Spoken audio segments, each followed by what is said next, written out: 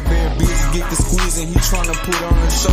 Book was strapped like the Navy, extended clips on every pole. Nigga know about Bug Nation, when it's up though we don't go. Cause shoot a movie, hella clips and hollow tips could make a show. Lizard 9, 223s, got choppers and cool beans. They say Bug came through and left 50 shots on the steam. Big ass stick, he pull the trigger, it's kicking like gas feet. Big telescope on top of stick, that bitch reach 1,500 feet. Like what you want, got buku iron, nigga. What you tryna see, got 45, 40s and 9s, nigga. Anything you need, got 223s and 62s. Beats and he a different breed. Bug Nation, we go where we please and we'll never leave, like nigga. Got buku iron, nigga. What you tryna see, got 45, 40s and 9s, nigga. Anything you need, got 223s and 62s. Beats and he a different breed. Bug Nation, we go where we please and we'll never leave.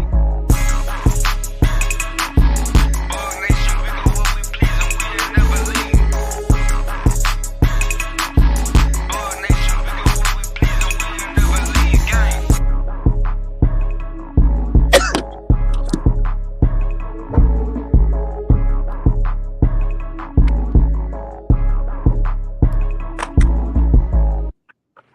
Welcome to the Nation of Bug and its affiliates. You guys. Unknown caller. Whoa. What in the gay pride parade is that phone? A phone call. Man, that's a phone. Don't never ring. It's your daddy. It's a phone call. At the I count of three, want please. that call. Please. Hold on, bro. Please, at the count of three, please show your faces. 3, 2, 1. It is Tackleberry Bug. He's here. He's there. He's everywhere. And we What's got good, everybody? we got Michael M.J. Jackson. We got Ray Yeah. Fishnet, Fish Scales, What's good? smelling like sardines in a trash can official. Shout out to Pyro Joe. We got Joe Vacu, Pyro Maximus, STD. You don't want one, but he have them all. Silverback Tactical. My boy, I think he was in there, a pimp named Slickback. You know, he just come in and say, Bug Nation in this BI, and then he dipped. He's probably talking to a lot lizard, but hey, it's okay. He shot through to show some love. So I can't even get mad at her. You know what I'm saying? Man, how y'all brothers feeling today, man? It's that day, it's that time. It's the Wicked Wednesday. I'm reporting live from Shreveport, Louisiana. I'm not at home. Haven't been home for a while. Man, how everybody doing up in here, man? Shout out to Shreveport, man. And y'all need to stop all this killing down here, man. This shit ridiculous. How y'all doing down here, y'all? How everybody doing? How you doing, Skillionaire? Man, everything going smooth with me, bro. You know, it's another day, you know. And we just want everybody that's out here, you know, paying attention to us, you know. We all need to pay attention, you know. Oh. And you know, take that however you want to take it. But you need to pay attention, bro. There's a lot of stuff going on, especially with our lives. You know what I'm saying? These rules, everything, bro. Pay attention. Yeah, how you doing, man. Skilly? What's going on, boss? Hey, before we get started, man, I definitely want to shout out to that family, Nichols family. I think they buried the young man yesterday. So, rest in peace, young man. Yeah, man, rest in peace. Shout out to you know, all the people that got to be Tyree here for Nichols, that's his name. Tyree Nichols. Yeah, Tyree Nichols. Yeah, man, that was a sad situation, bro. It sure is, man. I mean, I watched that was I a watched sad that video, situation. man, and that was heartbreaking, dude. You know, to hear that you know, young man down there screaming for his mom and stuff, you know, while those animals were, you know, beating him or whatever, you know. I mean, Hey, that was their business. Can I say this, y'all? Go ahead. Can I say this? And I ain't trying to be biased. Why do we got to call when it's our skin color that do something wrong? Why we got to call them animals? All of them animals. Oh no, I call them animals. I call all of them. Yeah. Because any one of them from the animal that walked up in there and shot Bolton John to the animal that put his knee on that boy neck, whether he was full of drugs or not, it don't matter. Don't matter. All them animals. And I just don't want to get into the terms of calling Well, y'all including know the what I'm white, trying to say. Oh yeah, including the Y'all yeah, know white what I'm yeah, trying cops. yeah. I know. I'm gonna I say this, understand what you're including saying. because we saying animal, y'all. We saying animal, even though that was wrong and there was hideous, horrendous thing that was done. But we see you got to look at the negative connotation. It's not just gonna apply to them. It's gonna apply everybody in to blue. everybody. It's gonna Everybody apply in to blue. anybody. They're animal. Yeah. They're animals. Man, them dudes need to be. All them dudes need to be really left with them people family for 5 minutes with the door Mm. closed. That's the way I look at it. That's the way I look at it. Let Damn them get right. their time. And look, Pyro said it. It's the system that's the problem because y'all got Yeah. to look at. You got to look at the man. You got to look at the leadership they was up under. You got to look at that woman left from Atlanta to North Carolina. She winded up in Memphis. That's true. You gotta look at their records before they become. And You that's the got to thing. look. Yeah. Go That's ahead, part Steve. of something that we need to have Congress push, that their records is going to be able to be exposed to other departments. You just can't move, can't just get somewhere else and then do Do the something same else thing somewhere else. again. Yeah. But we not asking for them to be documented. They have to be documented before they can get a position like that. What's your background before you became a sergeant or you lieutenant? You know, and that's watching what we have them do, and that's including city officials. The Yeah. city Right. officials don't want to, and that's the George Floyd Act, where they was going to take immunity from cops. Well, to satisfy us, they put body cams on cops, and it just went away. But wait, let's oh we can jump there. That's what I say. Pay attention. This is a broad spectrum. This brush was strategically. Shout out to Baton Rouge for making this title. Baton Rouge is a sponsor of this show tonight. Shout out to Life in Baton Rouge because this fucked us up. Baton Rouge said we got to start paying attention, man. We got to pay attention. Look, man, let's pay attention. Body cams first came out. The police officer wasn't supposed to be able to turn off Touch it. sound or video. You It should had get to be fired. docked, and it should a patrol sergeant or lieutenant was supposed to be able to alter that video and not in the field. It was supposed to be took back to the station. Back to the station. Where a supervisor and a supervisor supposed to be the monitor when that's the way it was set up. That's the way it was sold to the public. Now they can turn that thing out the same way I'm sitting up here and I'm talking. You see me talking, then I go, hit that. Yep. And then you go, well, and then he go redacted out. No. Public records should not be redacted. If it, my criminal history is not redacted unless it's expunged. Yep. But why is it that public record is redacted? Now, what can be redacted should be that person's name, address, and sex. That should be redacted. Right, Social security number should be redacted. But anything a police officer say should not be redacted because that should be public record. You are working in the public capacity of public and under the color of law, and you should be held to the highest standard. I have commercial driver's license. I can't go to traffic court. I can't go to traffic court when I'm speeding. I don't give it. And to me, I think it's the dumbest thing on earth because me in a commercial vehicle is totally different than me in a personal vehicle. And in a personal vehicle, I'm getting held at the same standard that I am in a commercial vehicle, what I'm in a commercial vehicle not. It should be the same thing for the police. You should be held at a higher standard, and because you're held at a higher standard, you should receive a stiffer penalty because you know better. And to you paramedics and all you people that y'all run together, clicked up, talking about, hey, he say don't serve. No, medical attention is to be served. Once that scene is secure, you should tend to medical attention. I don't give a damn what the officer said. If you know that man got mace in his eye, you get that saline water, you go to washing his eyes out. If he got probs in him from tasers, you come over there with your needle nose and you get them pins up out of him. You get them fish hooks up out of him.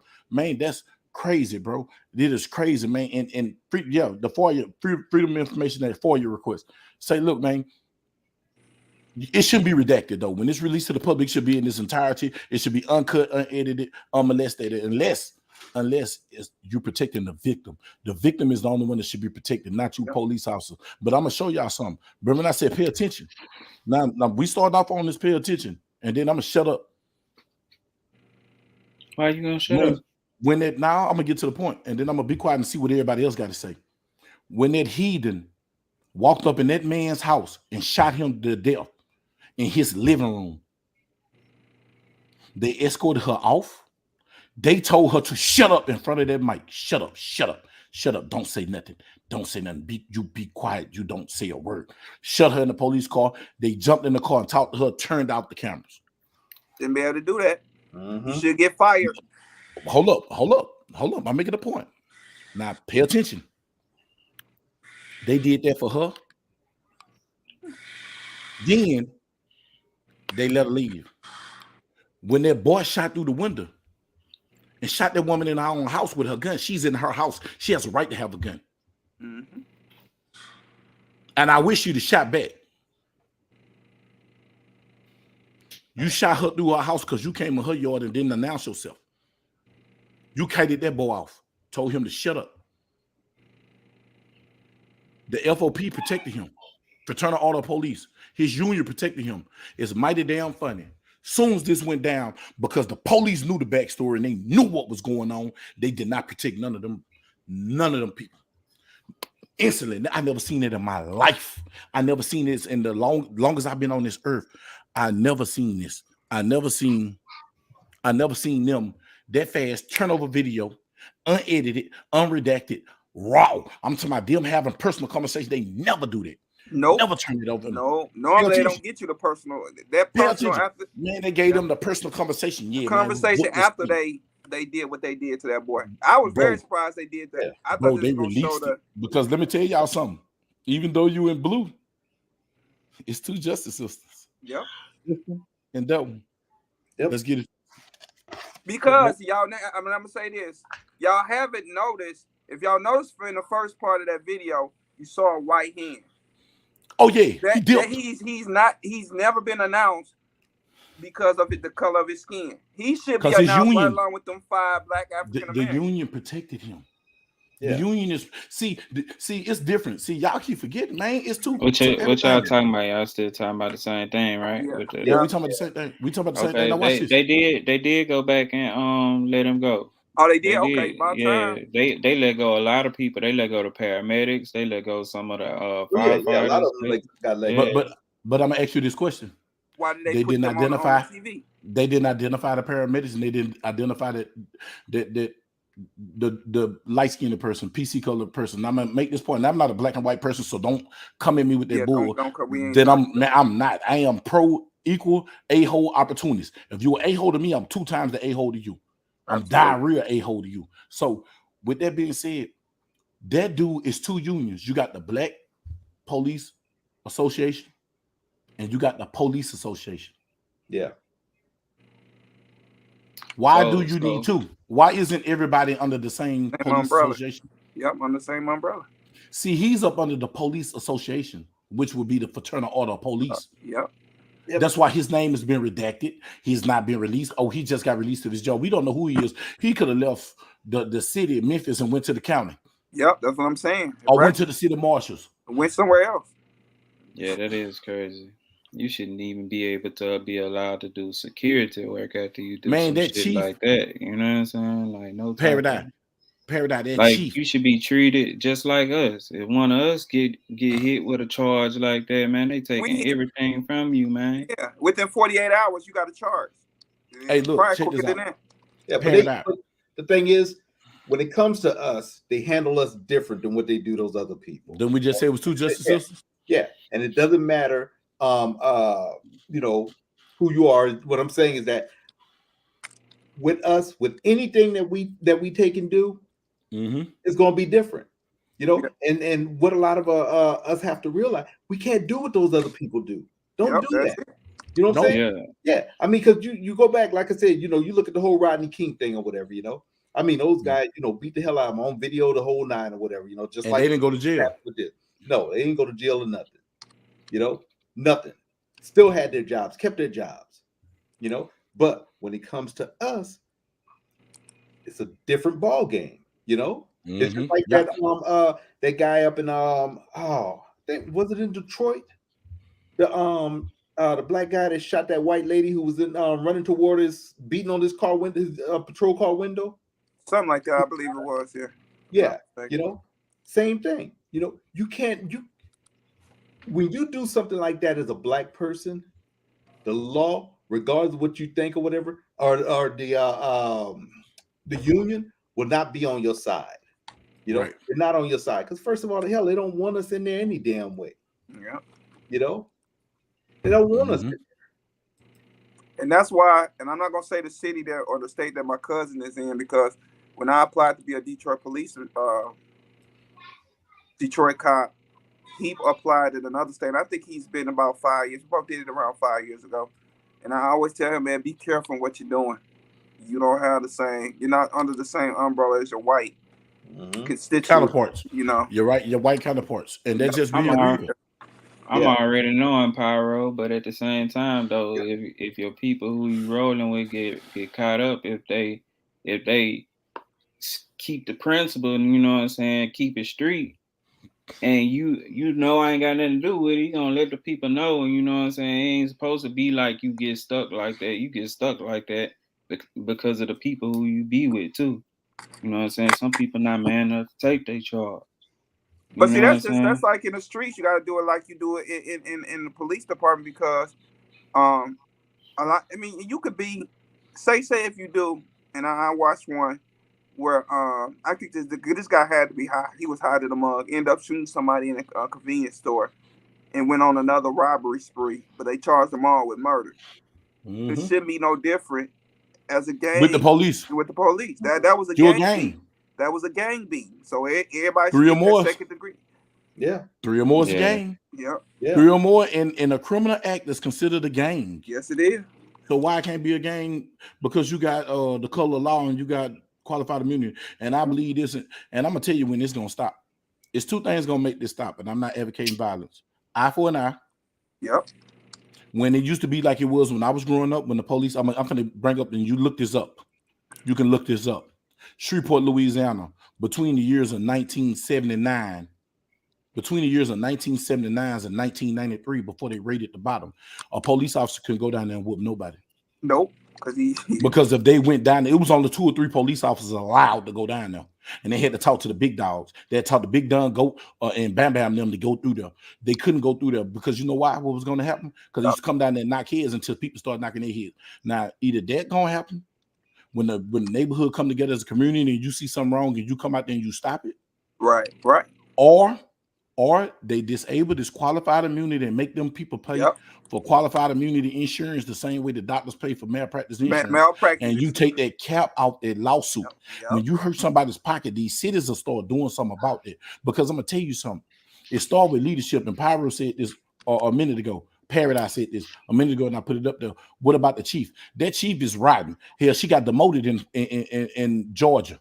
She got from a major to a lieutenant. Then she left there and went to North Carolina, became a chief, had a situation. She left there. She only been here so long. And then look at this situation. So it's only the leadership.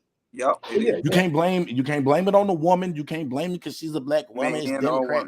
No, it's the leadership. And then it's the policies that they put in place in these democratic cities. Y'all allow so much crime to go. I live in Texas, bro. And I'm telling you, in University Park cities, man, they crime. Women to what crimes they have home invasions. Not home invasions, but petty crime. They have burglaries of vehicle. Somebody steals something out of the garage that's open. Yep. They probably have one murder. Highland Park had his first murder in like 15 years when the dude killed his wife or something. It don't happen. Because you know why it don't happen? Because they don't allow it to happen. Yep. But these democratic cities, you got to let the crime get robust so you can have something to run on. Hey, we're gonna strengthen up on crime, and we're gonna flood your neighborhood with paratroopers that don't know nothing about your neighborhood, don't know nothing about the people in your neighborhood, and they don't know the crazy people who they ain't gonna do no harm, and they're gonna come through and bust heads. Yep. Oh, we tough on crime. That's why all these damn gubernatorial candidates, these DAs, everybody run on the crime. They got to allow the crime so they can have something to run on, because if there ain't no crime, they don't got no damn job. But I blame it. I blame it on us. We need to police our own neighborhood and stop letting the damn YouTube raise your kid and TikTok raise your child. It starts. Man, take accountability, man. It does. It should start at home, man. Yeah, but it starts with the fathers in that neighborhood to step up and get together, you know, and kind of stop that foolishness in the neighborhood. Because it started. My dad. I mean, I'm gonna tell you this. My dad wasn't about play in the neighborhood, because if somebody called down to my house and said I did something, oh, you better believe I won't be back down there tomorrow doing that same thing. Oh yeah. All right, man. Same thing with Yeah, mine. that's a My fact, bro. dad used to told me and my little brother when we were young. He said, if you boys get in trouble for something that you couldn't control, I got you. I got your back. But if y'all go out Boom. there and do something stupid, you going to Don't jail. call me. You going to jail. Yeah, On he said, jail. "You My going to jail," dad said the same thing. you know. And you know, Hey. our thing was, I mean, shoot, man, we ain't never been to jail, and we was like, shoot, we sit there, you know, had new cousins and stuff who went. I ain't going. Man, we ain't built for prison. I told LA. No, man, we like our freedom. We like to be able to do the stuff that we do. You know, some people Yeah. just don't give a shit, man. I mean, you know, but now we weren't built for it, man. But I'm not built for it. I'll tell you the first I one. know I'm not. Man, let me tell y'all something. I like I my ain't lying, bro. Hey, look, check this out, MJ. Say. I'm gonna tell y'all something. Me and my brother, we was riding around in a rental rock. And if y'all finna tell you what a rental rock is a car that you pay somebody the equivalency of a crack, or you gave them some crack. We did not give them crack. Hear me again. We did not give them crack, but we gave them $40 to buy the crack. And we were supposed to have the car for 4 hours. Yep. You know, we no driving license, so everybody got the rental rock. We in the rental rock. Me and my brother go by Chantel and them house on Milam Street on Murphy. We leave Chantel. We done blocked the city. Man, we got pulled over. They followed us from Milam till we got to Chantel house. We got pulled over in the rental rock. The man get in the car. He handled my brother, handled me. We get arrested. He searched the car. There was a gun in the car. I was really mad because I like guns, and if I'd have searched the car pre-hand like I was supposed to, I would have had that pistol. That'd have been my pretty little 380. They wouldn't have got that back. That'd have been mine. But they searched the car, man. We in front of Chantel house. Her mom and them come outside on the porch, man. Me and Bridget go to jail on unauthorized use of a vehicle. We tell the man, hey, look, bro, we ain't steal this car. And it was a dude, Mike. Damn, what was that dude name? I think it was Mike Morgan's. It was Mike something. The dude used to be on West 70. He used to have a car lot. So the dude worked for him and stole the car keys. Stole the car, and it was his wife's personal vehicle. Man, I remember this like it was yesterday. It was one of them. It was one of them. It was the Jeep, like a Zuzu. It was a Zuzu. I forgot what it was. It wasn't a rodeo, but it was that photo of Zuzu. Man, we driving around in the car. We got jammed up. Man, we get to jail. Man, they take us to the city. Then they take us to CCC Cattle Correction Center had just opened. Bro, when we got to the Sally Port, they were still up there wailing balls. You know what I'm saying? So we sitting up in there, they had just opened. They were like, nah, they too young. They sent us back to the city jail, Shreveport City Jail, the old jail, where they had Finn City was. So we down there. It wasn't no room up there, so they sent my brother upstairs and they let me stay downstairs. So I was down there with the jump out boys, put their clothes on it. And we were sitting up in there. The woman said, call your mama, baby. Baby, you supposed to be a JDC, the juvenile detention. She was like, I was like, nah, I'm 17. My brother 18. So both of us old enough to go to jail. Man, I called my mama, man. And this right here, y'all, I remember this like it was yesterday. I picked up the phone. Mama, me and Broderick just got jammed up with the rental rock that we just got from Willie and them, Big Willie and them. We got the old man Charles. We just got the car. They said we stole the car. Mama, we didn't steal the car. She said, you know what, baby? Y'all didn't steal the car? I said, nah, mama. She said, how y'all get the car? I said, mama, it was a rental rock. So you had some crack? I said, nah, mama, we gave him some money, man. Man, bro, I gave 20 apiece. Okay, well, I know where y'all at. Click. And if you think I can call my mama right now on this phone, bro, and put on speaker. Nigga, 8 a.m., nigga, hello? I know where y'all at. Click. Say, man, look, Yo. y'all. Listen, I promise. You know, this the old school phone. This the old school, you know, yeah. Nah, it wasn't the circle, it was the man. So I get the phone. The woman looked at me. The police was like, what the hell? She said, call her back. I called her back. Mama, we need to get bonded out. I don't got no money for bond. I know where y'all at. Baby, you went in, the man, come back. Click. Boy, say that did something to my soul. Hey, you Boy, that want did to something know to my soul. that make you don't want to get in trouble no more though. Man, I stopped getting Definitely. caught. That's what it was. I Hey. stopped getting caught. I started using my brain. Man, Man, that hurt my I soul. remember when the first Hurt time talking I about went to jail, bro. Seeing my mama in the courtroom, walking in that bit with them shackles, boy, the feeling that I had, like I just felt like, you know, I had let her down or something. And I ain't never want to worry my mama like that no more, bro. Cause if I go to jail, bro, she probably gonna pass from a heart attack. Dog, worry about me. For it. real. Look, and this the biggest thing that made me not go to jail. I moved to Texas. Ain't nobody dying now. Nobody. So I'm homesick. I'm calling my homeboy Big Corey, calling Johnny. I'm just calling everybody. I'm just calling them. I'm running this phone. Like I'm calling Louisiana, like, this back in the day when long distance was on your phone. Yeah. But you'd get killed behind long distance phone calls. That was a whole different monster. So man, I'm calling long distance. My long distance call was damn, I was down there a whole 2 months. So my long distance call was damn near like $100-some a month. Now I'm working to pay a long distance phone bill. That's when I realized then, y'all, that was the day I realized if I go to jail, when I had to call people collect, nobody was answering my calls. Mm-hmm. I learned when I moved to Texas that really nobody give a damn about me. I can't go to jail. If I go to jail, I'm gonna need money to survive, to give me a hustle or something. If I don't got nothing in my pocket, I'm screwed. So I knew then, bro. I'm gonna show you, man, what God gave me the wherewithal. I was like, man, I can't go to jail because ain't nobody gonna be there for me. And I learned that just by moving to another state. I only had 2 niggas I can call. I can call Corey. He answer the phone. Corey was the only person that answered the phone. Everybody else was busy with their life. Life move on. They let me know I decided ate of mine. I learned from that moment on.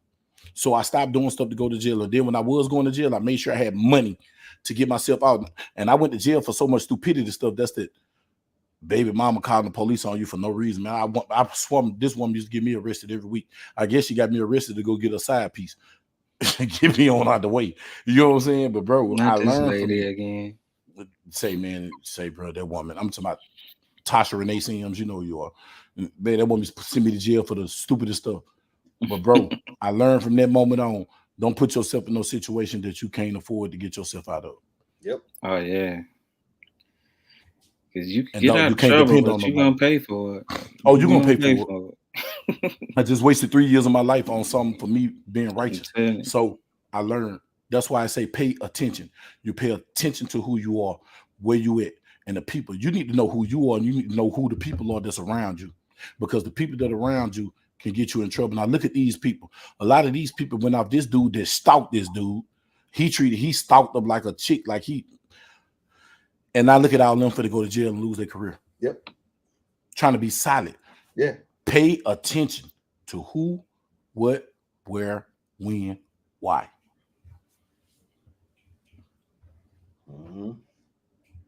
Hey, and Joe Boss said it. Freedom costs, y'all. It's something that my partner said, man. Shout out to my boy Albo. My boy Albo told me he was facing 30 years. He was like, man, I'm out on bond. He said, Bub, you got to pay to play. I said, what? He said, you got to pay to play. I ain't understand what he said until I got in my case. You got to pay to play. You don't got no money. You can't play. You gonna stay in them balls. Yeah, look what Philly put up there. And that's a fact right there. Easy to get in trouble and hard as hell to get out. My mom used to tell me that, and I couldn't believe it. I couldn't believe it. And that's why paying attention is pertinent. That's why when this man said pay attention, I was like, whoa, that's just vague. Yeah, let's talk about it. Let's talk about it. What's up, Chan? What's up, everybody in the chat? Philly, everybody, Parasite, everybody, man. Joe Vi, Tank. We even got Tank in the building, y'all. Look it up. Tank. He said, what they say in casino, don't get yourself in a situation you can't get out of in 60 seconds. That is 100% true. That is, if it's something you can't leave in 60 seconds, don't do it. But man, you got people out here. Man, you got people out here, bro. Ooh, that's good. Pay attention. You follow the crowd, man. That's what you have a lot of, people. And see, I was finna get there, but I'm finna set this up. I was finna set it up, Ray. You got people out here like our children. Our children. I can't speak on nobody else's children, so I can speak on mine and my nieces and nephews are the ones I interact with. You got people out here that want to live something that they never been. Yep. I'm gonna tell you something. I come from the slums. My very first address was 1544 and a half of Luna Street. It no longer exists, across from St. Paul United Methodist Church. Luna and Pierre Avenue. Then you had Luna and Allen Avenue. Mr. D's store was on the corner. You had the projects right in front. The street ended into the projects. I grew up in slums. I grew up in shotgun houses. Then we moved to the Cook Road Pioneer Estate. Welfare heaven. Because you had a nice 3-bedroom brick house, but damn near everybody over there was on welfare. 2 or 3 working class people over there. Bro, that's something I refuse to let my kids grow up under. Mm-hmm. Section 8, I don't need nobody telling me, I don't need nobody paying for me to stay somewhere and tell me I can't be there as a man. I don't want no woman on no Section 8. I be talking it mess, but no. Food stamps. I don't need nobody waiting on a certain time of month to eat. Now we gonna eat good. I'm fat. I eat all year round. I don't eat good from the 15th to the 20th or however them 2 weeks or whatever you get your stamps on. I don't gotta do all that. Yeah. But that's something I did not want my kids to do. But this is what kills me. When everybody who you had a good home, you was born into the suburbs, your mom and daddy did everything not to expose you to none of the stuff or the orange and stitcher cars just coming across the wire from his house to your house to turn your power on, or putting the inner tube up on your gas line, the steal gas from Arca Gas. You ain't been through none of it. But you want to live like that. Why you want to live like people that have nothing? Nothing. Yeah. You glorify that. And whoever glorified that, they need their ass slapped. I don't even want to cuss, but I'm cussing. It's they glorified in the you music. Glorifying negativity. It's the music. It's a lot of the music. Glorifying gang banging, twisting your finger. Man, people die behind that, bro. I could never understand the fighting over a color that you don't own.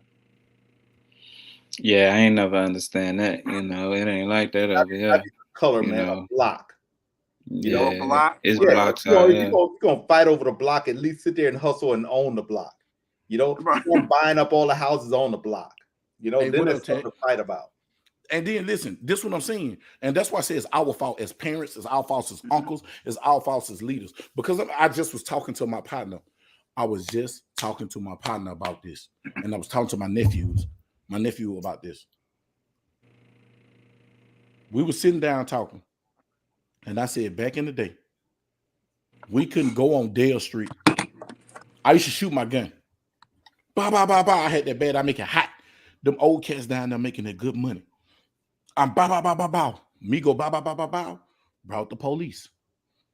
When the police came, they had to run. Or just so happened me going bow, bow, bow, got one of them arrested. Man, them old cats came to me. Say, "Lil Bug, you need to stop that." Man, you can't tell me what to do. You gonna stop it, we gonna stop you. Right. I ain't worried about that. Man, now they go talk to my mama. Mm-hmm. Say, Ann. And then this how they talk to her. Hey, Ann, it's 5 or 6 of them. Hey, Ann, you know, Lil Bug, he out of line, man. He doing too much. Man, he make it bad, man. People going to jail, man. I got my rent and stuff to pay. Man, baby, you gonna put a stop to that? You gonna get a hold to him, or we gonna get a hold to him? Y'all ain't gonna do nothing. Look, Ann, you can take care of, we gonna take care of. You ain't gonna like it when we take care of. Man, my mama came and grabbed me, boy. I had that pistol on me. Had 357 on me. She grabbed that pistol. She said, "You want to be a gangster? You want to be bad, Lil Bug? You ain't badder than them. They've been doing this too long. Mm-hmm. Now you got a choice. Stop that stupidity, or they gonna deal with you. Because I wash my hands. I can't do nothing else with you." When I looked over and saw them old cats, and I seen them old cats clutching them big old revolvers, them 41s and 44s, I got the message. Yeah. That's what the problem is with these youngsters. I'm in Mhm. Shreveport now. These youngsters don't scare. Man, these people don't fear their mama. They don't fear the police. They don't fear nobody until you lay 2 or 3 of them down. And they don't even fear that. They think that's a glory. Oh, I got My stretched. homeboy, Ooh, I got zip. my homie. You know what I'm saying? Yeah, that craziness.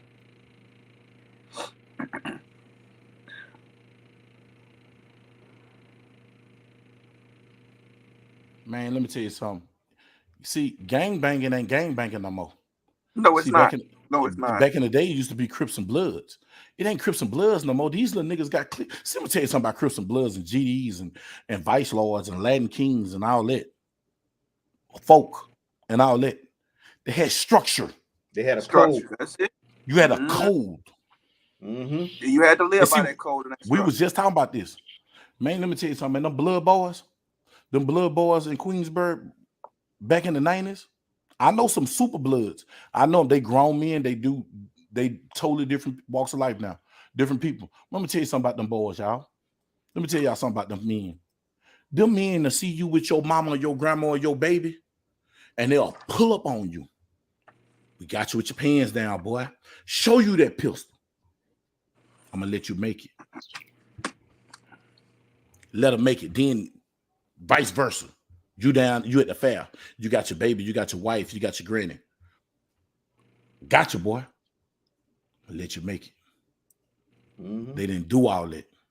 These little cats now, they don't got no conscience, they don't got no sympathy, they don't got no code, they don't live by nothing. They don't live by nothing, they just know death. And they think death is cool. No, buddy, death, this is not GTA. You cannot respawn. Once you gone, you're gone.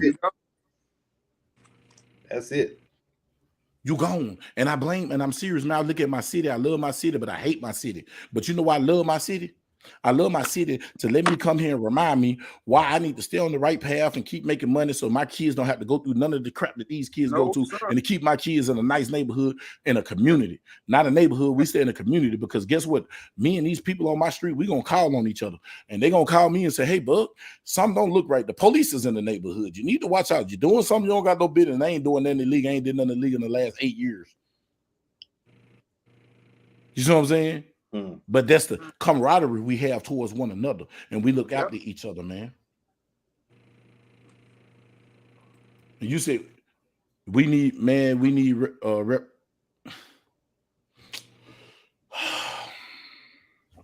anyway, and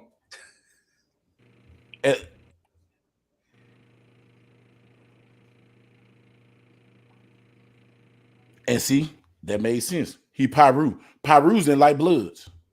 Lime Streets didn't like Bloods. Lime Streets didn't like Pyru's. It's stupid. But I'm gonna tell you something. Now after all that, now you got these cliques, and you know why all our kids get into it on the internet. Oh yeah. Oh and yeah. And if you're from Shreveport and you watching me and your kids out here and you got grown kids, there's damn fools out here. If you paying their phone bill and you paying for the Wi-Fi at that house, turn it off. Change the code. Yeah. Turn off their data. Only thing you do is make calls. Turn it off. If I got a child, my son 21 years old now. My son just turned 21. My son just had his first daughter at 21. I had my first daughter at 21. My daughter had her first daughter at 21. I mean, that's just a coincidence, the threes. My son don't got time for nothing else because that baby driving him crazy because he up all night. He just told me, I said, man, I called you the other day. Dad, I just got the phone when I started this live. He said, Dad, that girl keep me up. I said, it's time for you to put on the schedule. Now you got to wait it out and put it on your schedule. You can't ride her schedule. Now she old enough now, put on the schedule. He stressed out. I said, oh, I love it. Because if he's stressed out, guess what my son can't do? My son can't get into it with nobody in Vegas. He can't ride up to LA, ride through the wrong neighborhood, got that pistol on him, and get caught up. Yeah. Because now he got different priorities. Yeah. Yeah. I'm just saying, y'all, we got to pay attention to our kids. We got to pay attention to what's going on around us. Y'all, did y'all understand that the government is giving Ukrainian them SSI, and there's people over here hungry up on the bridges and starving? SSI.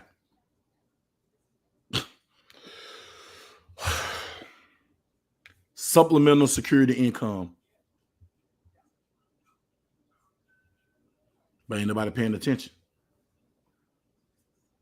Ain't nobody paying attention that every time they blasting all this stuff on the media, why would you? Okay, we know this dude just beat this kid. That kid got family. That man got a mama. That man got a sister, brother. Why y'all keep posting this on the damn TV? Every time it's somebody black, it's okay to post it on the internet, to post them getting accosted. Man, that is not cool. But y'all ain't posting with people banging on these people when they bust up in their door and they sending them back up out of there. Y'all ain't posting that. Y'all ain't posting a white boy killing these sheriffs and deputies. You ain't posting that. Yeah. That don't make the news. I ain't even watched that video, bro. I don't want to see that because Man, I wish I wouldn't. Because of the fact that how I gotta act whenever I get pulled over anyway. So that video just gonna make it harder and harder for me to act the way I'm supposed to when I get pulled over. You know, so look what Pyro said. He said some real. Unfortunately, the problem is with trying to reach the kids is the parents allowing the baby. I just said it started at home. It's y'all fault.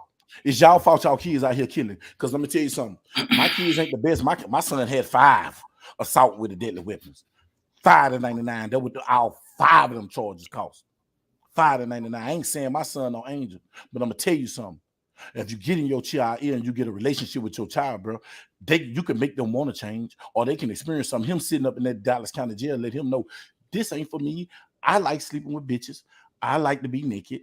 I don't want to be around a lot of dudes that stink. It started at home. Talk to your kid. Develop a relationship with your kids. But you gotta realize though, man, a lot of these parents or whatever, especially with these young parents with these kids, they're more worried about hanging out with a kid or being cool with a kid. You know, it's like I told my kids, I said, look, I ain't never gonna be your friend. I'm your parent. You know, we will never be friends. There's certain things we will never do together. You know, I know parents, man, who, you know, go to the club with their kids and stuff like that, you know, hit the bars with them and stuff. Like, nah, you don't do that. That's not what you're supposed to do. That's a lack. I mean, your kid is may think it's cool and shit like that, but I'm not here to be cool. I'm not here to be your friend, you know? But yeah, these parents, you know, they're just different, man. They're different. You know? I explain to my kids, I'm the compass to your map. I gotta teach you where you need to go and how you need to go. Yep. Whether you take that direction, that's up to you. That's all. It's up to you. But at the end of the day, I'm not your friend. Don't ever think I'm your friend. From any moment, don't think it. It's not happening. Hey, look, I want to address this because I feel like you just a troll, and I'm gonna give you your 5 minutes of fame, you douchebag. Let me tell you something. Look on YouTube. And I bet you see more white people getting whooped than black. Let's stop that. Oh, them white boys get towed up. But guess what? My boy Paradise said it better than I can ever put it. He said it so eloquently.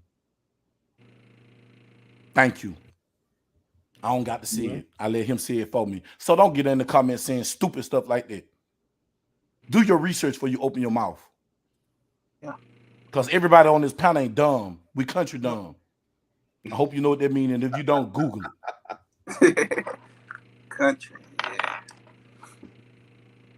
Man, they whoop white people versus they whoop us. They beat the hell out of white people. The difference is they whoop them. They don't kill them. They shoot us. They don't kill them. They shoot us. White boy can run up on them with a knife, and they reach for tasers and run from them. Right. You lift your hand like this, you getting gunned down. Absolutely. I have a rule. I'm saying this on the internet. I have a rule. I've been in so many. I done seen death, boy. But I seen that white light. You know what I'm saying? I had to be back to life. Let me tell you something, boy. When I get that feeling, and anybody know you've been in a theater of war, you've been in any traumatic situation, you know that feeling. You know that feeling. You never get it until you get it. If I get that feeling, I'm going out standing like a man. I ain't going out on the ground. And take that the way you want to take it. If you make me feel scared and I get that feeling, I'm going to die regardless. But I'm going to die on my terms. I would not allow you to have the say on how I die. I chose what I did. So if I died, I chose it. It ain't that you chose it for me.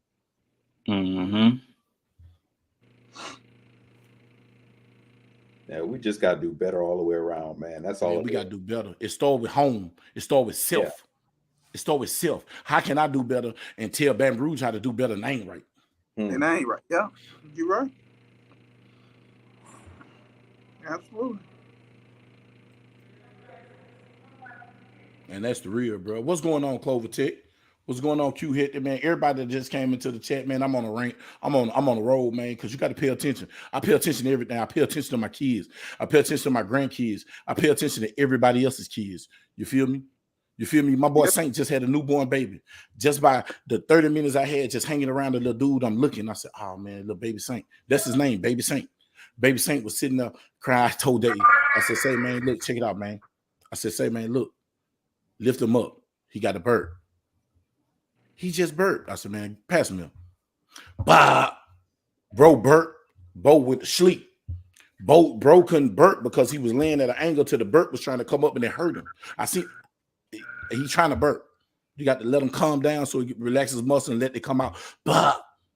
My grandbaby do it all the time. My baby Ivy Bug is something about her sucking her mama titty at a certain angle, and she just get full of air. And you got the paddle in the back, and that's how hard you got to hit the little girl.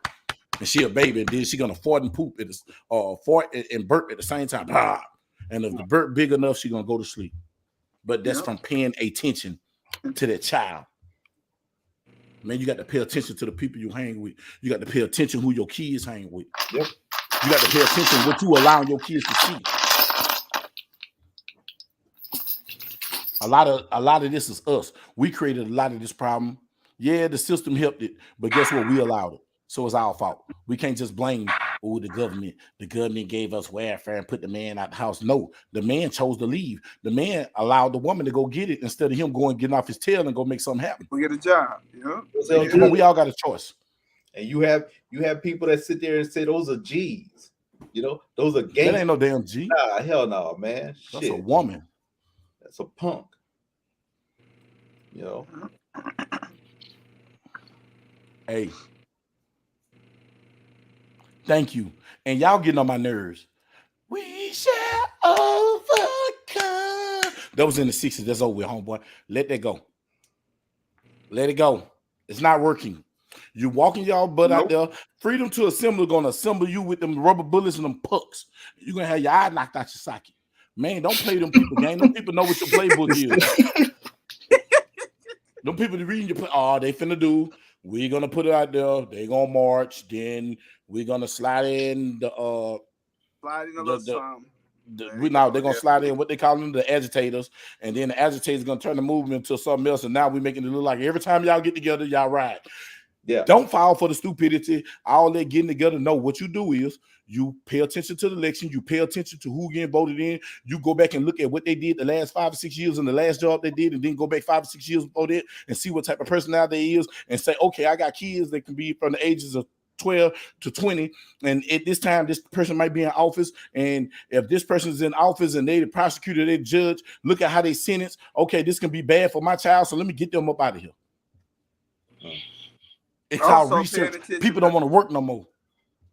Go ahead, Skillet, man. I'm sorry, bro. And also paying attention to things that matter, like the George Floyd Act, where it takes off the immunity for cops, stuff like that. You know, that's important. Thank you. Look, you see what he said? There is a thing as dead right. Sometimes we have to endure to make it home. Then get a lawyer. Man, let me tell you what I'm not gonna do. Everybody know me. I got a mouth. I'm lethal. Say, I scold so hard I hurt people hard. You ought to hear when I get to talking crazy. Bro, I learned to shut the hell up. Hey, listen, this man he just heard me talk to the police. The funniest thing on the world. Oh yeah, man, it was hilarious.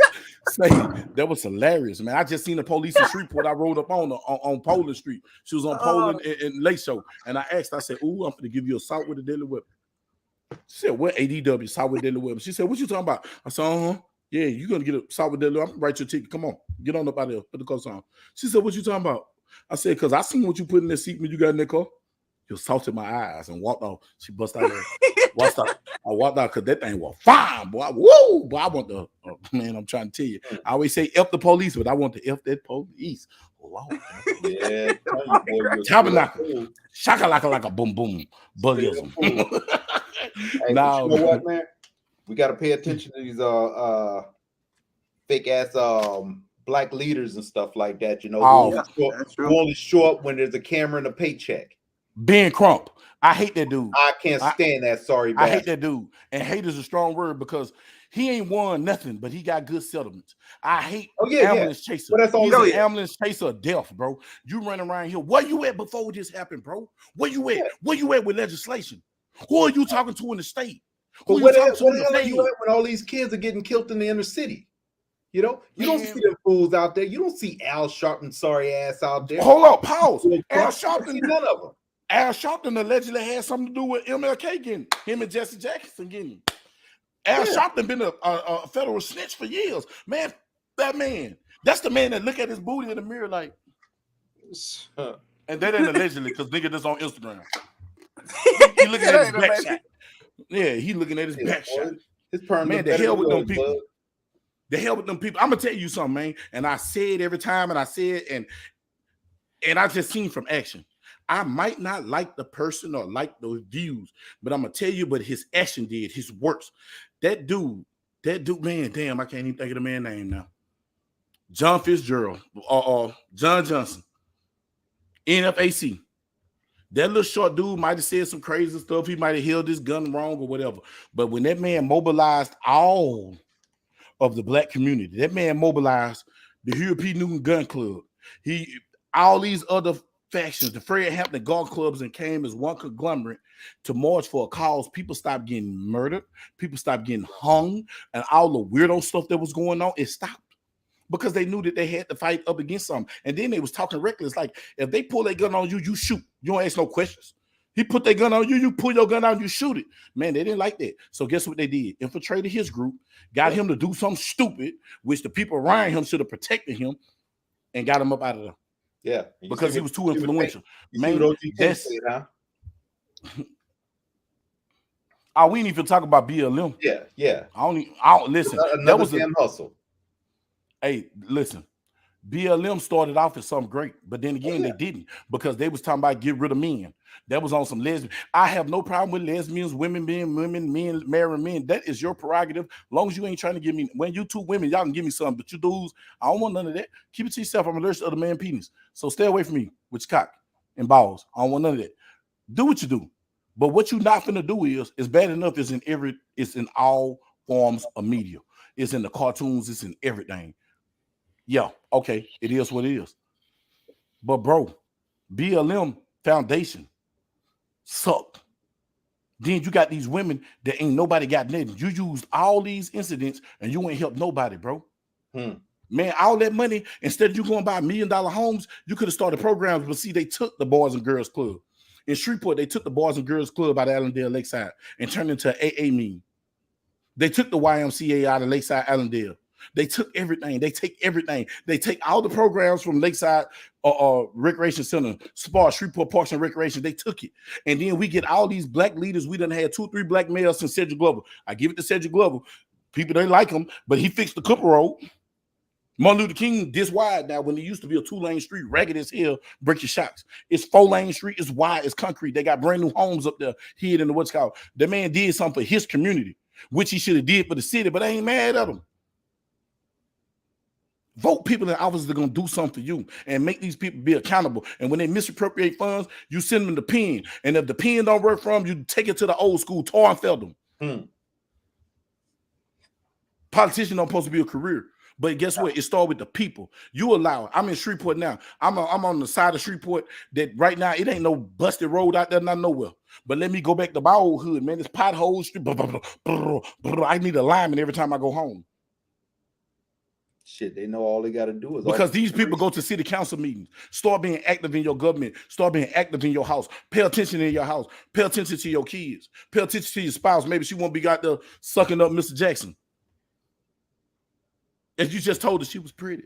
Girl, you look good today, girl. I'll bust you up. It's a hustle, man. It's all a hustle. It's just like, you see these politicians, first place they hit the church. But, they give the church a little bit of money and stuff. The church let them come up in there. They say the little thing, and now the whole, congregation, oh yeah, we voting for this person right here and shit, just like when Hillary Clinton, when she went to that church, I think it was in Alabama or somewhere like that, and started talking so-called black and shit, right. And people don't pay attention to that. Yeah, these fools are pandering. They're pandering for your vote. They offer you some free shit, so they know you give some Negroes some free shit, you gotta vote. You gotta vote. It's just like, when they had the Obama phone and shit, people, oh yeah, I'm going to get my free Obama phone. Come on, man. Fuck is that shit? You're getting on free. everything. You asking for free. Are they gonna give you free shit for your vote? And that's all you got to do with most Negroes. You know, give them some free shit, and you got them. Some crazy shit, dude. And that's true. That's true, Pyro. And that's true, Rodney Brady. Rodney Brady, man, you know, shout out to you for the work that you're doing, bro. Because people don't know who you are.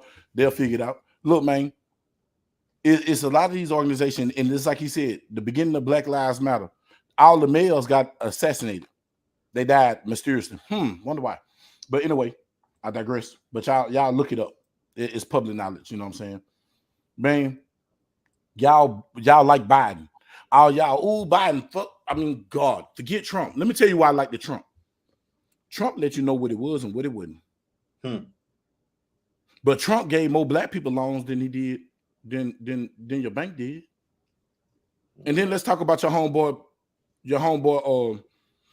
Joe, that's acting like he incompetent, and really he's smart as hell because he making the people think he incompetent, and he doing all this backdoor stuff, sending this money and getting these backdoor gun control bills and all these other bills that's taking your civil liberties and making calls to where he can turn the car out. Why do I need to buy something for me that you control? That is the dumbest stuff on earth. Pay attention. Then you vote for this douchebag that told you, you don't vote for me, you ain't black. Man, he worse than Jerry Jones telling his Cowboys, these are my boys, they not gonna kneel, and not now when I'm kneel. Just because he'd have told me I wasn't gonna kneel, I'd have kneel. Because guess what? I'd have been getting that Kaepernick money when he got rid of me 6 years down the line. So you can bring me back in the league and pay somebody to break me off and mess me up for the rest of my life so I can spend all my money toward medical. No, man, I'd have killed my Kaepernick money and went on about my business. Kaepernick did it for y'all, and y'all turned y'all back on him. Then they tell me Trump this. Hey, and Trump did pay Stormy Daniels to shut her mouth. I believe he did. Hey, but guess what? He paid her to open her mouth. Took and chew. Man, it is what it is, man. But let me tell you what I like. I like honesty. If I meet a woman and she's a WHORE, tell me you're a WHORE. But don't tell me you're a WHORE and then you're a HOE. I respect the WHORE because she getting paid for it. A HOE just doing it to be doing it. But you gave me a choice to like it. That man told y'all, you vote for me, you ain't black. Y'all forgot. This is what I'm saying. Pay attention. That man and Hillary Clinton, see, a long time ago, y'all remember when he was vice president? You know what I'm saying? They was trying to push that initiative for that one money thing. See, now let's pay attention. You can't go look in your bank and say that they're not recirculating cash because they're trying to go to the digital currency. Remember, they hated Bitcoin. Now they're trying to go back to the same type of currency. So they go to the currency, they control it. Biden them pushing it. Trump wasn't pushing it. Man, y'all better pay attention. Open your eyes. Yeah. But you notice when Trump was in office, all the so-called black leaders disappeared. He wasn't out there, saying anything against Trump. No. Jesse Jackson, his ass disappeared. Al Sharpton disappeared. All of them disappeared. You know? So it tells you shit. Trump was giving them motherfuckers money too. Excuse my language, because we're trying not to curse. Curse. But it is what it is. Yeah. You know what I'm saying? And that's my thing, y'all. Like, you got to pay attention. A lot of stuff we blame it on everybody else, so we need to watch ourselves. The federal government, we can't do nothing about that. If we just got to vote. You got to vote. You got to play that game, which it don't work, but you got to play that game. Because if you don't participate in that game, you're gonna get screwed regardless. At least you can see how many screws get twisted up in you. Then when I say this here, your local government is bigger than anything. Your metropolitan, local, state government. See who you sending to represent you. When people not representing us, we need to go straight to it. When you feel like your representative ain't representing you, you find out who all think like you think, and then y'all go merge up on his office. What you protesting for? I'm not going to protest. I'm going to go to your damn office and make you give me some understanding. And think about each congressman. You got 1,000 people at your office, or you got 1,000 people that represent the office. That's going to get some attention. First, they're going to try to build a law. Huh? You said it right there. 45 was cutting those checks. That's why they didn't say nothing. That's why they were quiet. Yeah, because it's always about the money. Sometimes money principle is over money. Didn't we just have that conversation, y'all, in the back earlier today? Mhm. Didn't we just have that conversation? Principle. When I say money, just because you got some money don't make you a G. You can just be a punk dude with money. That's it. And somebody cutting you a check don't mean that they loyal. You know what I'm saying, bro? You can't buy loyalty, and you can't, man. Look, money don't make you a man. Because there's a lot of undercover brothers with a lot of money. They buying your silence. That's pretty much it. May not be at that time, but it's gonna be later on when you're gonna have to keep your mouth shut. What I always say, if I buy some vagina, I'm not buying no vagina. I got the vagina for free. I'm paying you to mind your business and shut up. I shot you that $40 to get on about your business. So when you see me and my old lady, you will shut up. Because 9 times out of 10, she gonna shoot you. So hey, that's on you. I just tried to pay you just to keep quiet. Gave you some incentive to want to keep quiet. But it is what it is, man. Y'all, man. It is what it is, bro. You paid $40. You got some dirty food. Nah, didn't you be mad because it's some nice good. This is still good premium or grade A Virginia State for $40. All right, yeah. Yeah, because y'all be messing with the truck stops. That's stupid, bro. Yeah, man, I'm telling you. This the fool told me I need 1,000 to keep quiet. Hey, look. If it's good, you ain't gonna want to talk about it. You ain't gonna tell nobody. Now, I slide you that old 500 though. You know what I'm saying? It might give you a G because I like my experience. Let me stop. I digress. Yeah, man. Pimp, man, you play too much. But yeah, man. So he said, "Wake up." He said, "Wake up." Chin, you on that? Chin on that bus talking to lot lizards. Oh yeah, bro. Chan, I think Chan out today. Hey, look, I'm gonna tell you like this here. If you trying to sell it, then it ain't no good. Cause it good sell itself. hey, y'all. I promise y'all, I haven't ate spaghetti since I was 16 years old. I ate some spaghetti the other day, y'all. This woman food was so good, and some cowboy cornbread. It was so good. I came back 2 days later and gave her $20. See, if it's good, it'll pay for itself. Her food was so good, I was willing to be her, asking her to be my side food piece to feed me when I come to Louisiana. Yeah, it was that good.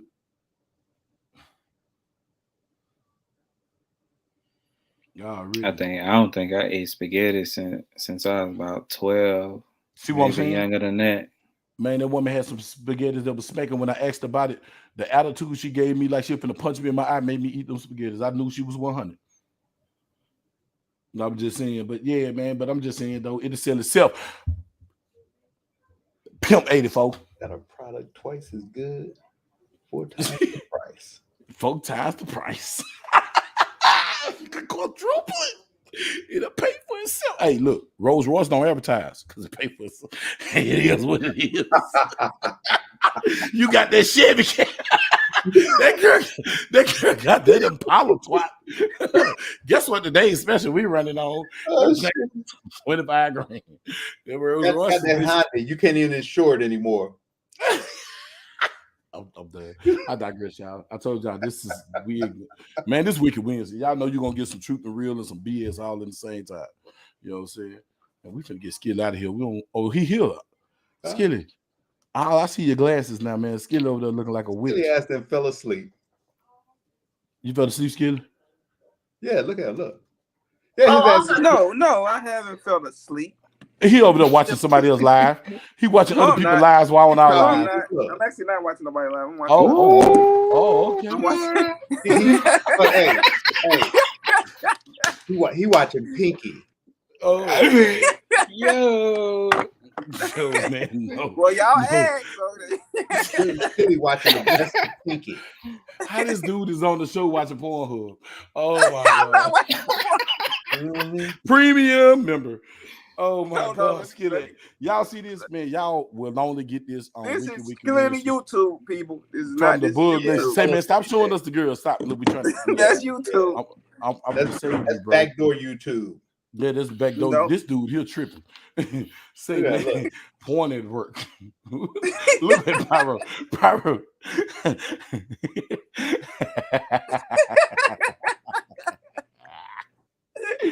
Oh, say man, y'all only see this on Wicked Wednesdays, man. Only on Wicked Wednesdays you're gonna see some. But hey, Buzz, but Oh, you Lord. see what he did, man. Skilly leaned all the way back in his. Hey, look, he lead back. Look, he check it out. He say, Mm-hmm. "Look, we Lean can't back. see his hands." Oh no, y'all man. I just been laughing. What the hell you just said? Hey, bro. Hey, dog. Let me keep my hands on it. Let me keep Hey, my hands dog. on it there. Look, hey, Skilly got motor oil on his hands. Keep him greasy. Here we go with Ray official story. Hold on. If you got a question, I'm finna put this link. I'm finna put this. Hold on. I think I still got your number. Let me see if I got your number because I'm gonna send you the link. What?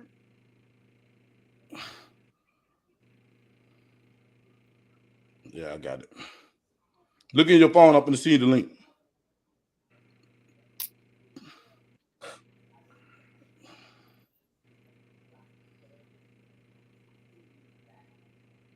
I sent you the link. Look at your phone. And then you can ask whatever question you want. Because you know we go off subject, in subject.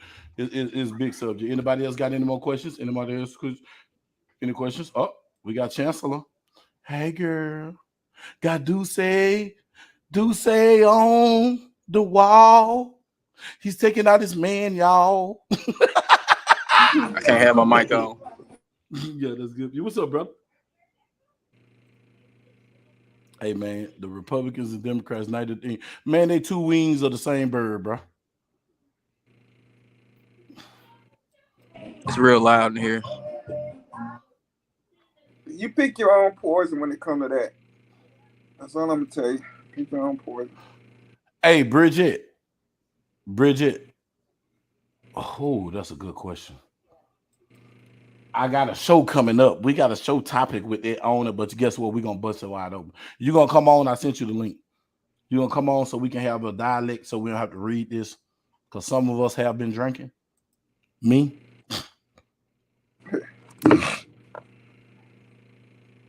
Hey, Joe said should spend it on what the child's need and not on you. Thank you, Perry. Because me and Perry, we had that conversation. We already had the conversation one day. Yeah, we did. Yeah, we had this conversation backstage. That thing got a little grimy. See, Yeah. them be the shows we be need to air, but I guess we'll get kicked off YouTube for that because that'd be too raw. People When we ain't do gonna in the like that. back, we couldn't even bring to a line. We can bring because people they're YouTube They'll policy be and don't reporting like us so bad. Hey, boy, they'll be hitting it. down. Do not recommend. They're gonna send email of they're gonna send YouTube a message. But now, Bridget, you know what I say? What I say about this Bridget's questions, y'all. So y'all check it out. The custodial parent pays child support. No. See, that's not making sense. That's contradictory. The custodial parent don't pay child support. The custodial parent is the person that the child got. You got custody. So that's not making sense. So how you going to be the custodial parent and the child living somewhere else? If you're the custodial parent, you don't have to pay child support. No. Unless you own something that I don't know nothing about. I just caught that. That's why I said pay attention. The word of the show tonight is pay attention, ain't it? The custodial parents pays child support. What is your option on what the custodial parent should spend it on? The custodial parent don't pay nothing. You pay the child support. I think she just typed it wrong. I think she meant to say I know, but hold up, y'all. I don't care what she did. She should have came back and corrected it. I'm going off what's in my face right now. I'm not insinuating. I'm not expounding upon. I'm looking at what she wrote. What she wrote, if that's not right, you need to double back and come on back. I sent her the link. She should have hopped her ass on here and talked about it. But no, she put it out here for us to take it to our own comprehension. So to my comprehension, you said custodial and parent, meaning that the person that the parent have custody of their parent, said child. That don't make sense. So come back in here and make it right. Why I won't let you get on? Okay then, huh?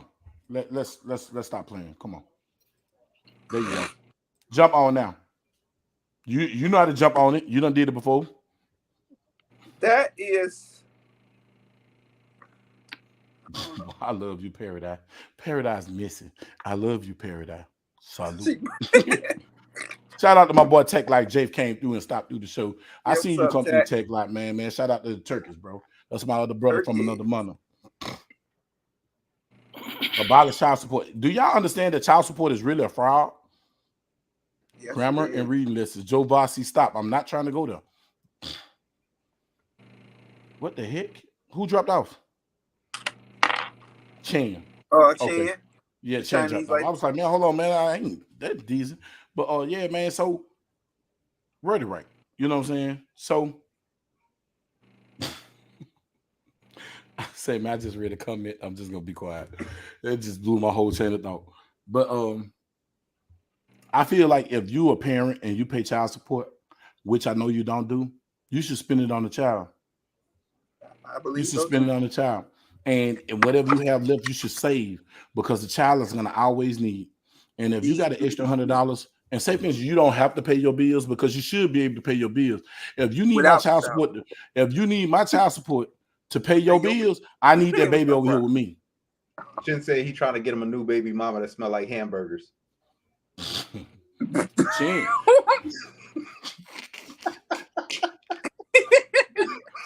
Okay, I got you, bro. Oh man. Oh boy, he trying to get a new baby mama. Mm-hmm. When he said baby mama, he mean baby daddy. But go ahead. Yeah. Oh well. Smell like tacos. Smell like hot dogs. Hot dog. Spicy hot dogs. Look at that. That nigga look at the little. Oh, spicy hot dogs. But yeah. But now, man, I feel like that you should spend the money toward the baby. That money is not for you to go get no nails, to go get no car, to go get no wheels on no car. Now, if that child got a lot of extracurricular activities and your whip is not sufficient to get them on there in a timely manner, you can take some of that money to go purchase a vehicle that's gonna, because 80% of your time is that child to get that child to and from. But if you just want to upgrade because you want a Kia and you want a Hyundai Genesis, no, heck no. That's true. It's not letting you get on. The lies you people tell. Listen, a lie don't cost nothing to tell. It don't cost you nothing. But it's okay.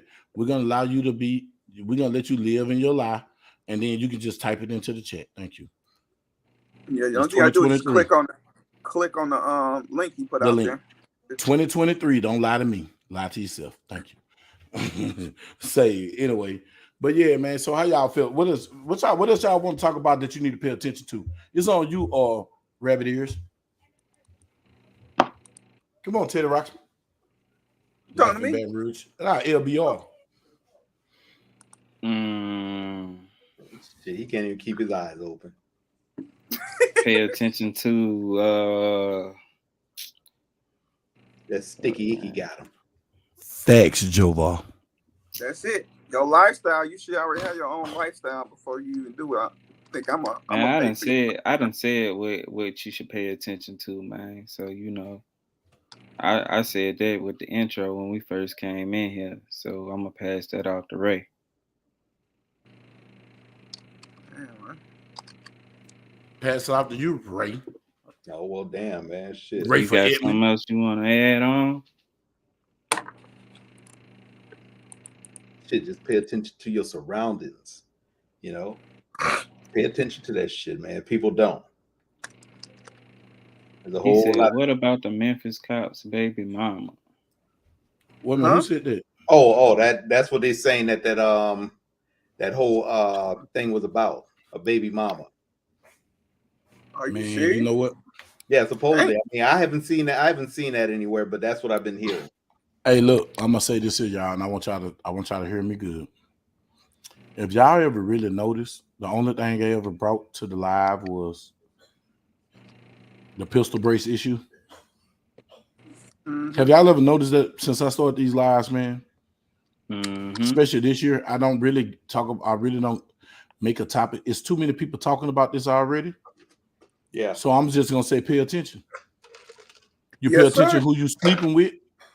You pay attention who they're connected to, and you won't find yourself in a lot of situations, brother. Absolutely. Pay attention. That's why I'm making pay attention. Because to be honest with you, I really don't want to talk about that because they put me in a bad place, bro. And I hate I seen that video because I can't unsee it now. It's too dark. And right now is the time that we don't need to vibrate low. None of us as a people need to be vibrating low because there's too much going on. There's too much going on in people's personal life. We don't need to vibrate low. We don't need to speak on nothing that we have no control over. We can't do nothing to them police officers. We can't make sure that they get justice or not. Hell, we couldn't do nothing about that man shooting Bowden Jean in his damn living room. So what we talking about? What is it gonna do? Talking is like marching. People don't understand pain and payment. People don't understand pain and payment. So why is you talking about it? And even if it was behind his baby mama, man, let that main people breathe. It's bad enough they got Ben Crump, got them up on the thing telling people don't ride. I be damn. Y'all kill my son. I'm gonna tell you do what you feel like you need to do. Yeah. I got one biological son, and you think you take him away from me? I'm gonna be peaceful? Please. Nah. Hey, that's a hard ass fact right there. Pay attention to what they don't tell you. Man, come in, Paradise. Just hit that link. Hit that link, Paradise, man. You know, come on, man. Anybody welcome. If y'all want to chat, everybody want me to drop the link for you can get in. I can get up to 10 people on this screen at one time. Let's get it. All I ask you to do. Instead of paying attention, why he got. Let me make this point right quick, Skilly. When you come in, all I ask you to do, respect YouTube guidelines. It's on you to figure that out. It ain't for me to tell you. You should know it before you pop up on the screen. You don't know it, I'm kicking you off and I'm going to ban you forever. 2, be respectful to the panel. If you see somebody talking, if you're trying to get your attention, try to interject, but be respectful. If you don't be respectful, I'm banning you. That's just what it is. So anybody's welcome. If you want to come in, put one in the thing. I'm going to drop the link or go hit that link and come in and I got you. But anyway, I'm through. Rand, go ahead, Skilly. What you say? If they don't respect you, you gonna bang them? Oh yeah, hard. Oh, I know. Bam them. He's a man bastard. Yeah, What up? What up, people? What up, good people? What up, brother? It's all good, man. Just doing my rusty dusty. Man, let me see what my dog on. He tried to see he wasn't even ready. All right, not I got it. More on what the situation is, but man, just pay attention and pray for that mother. That's what I say. All right, what you got to say, Ray? Yeah, but on the pay attention tip. Mm-hmm.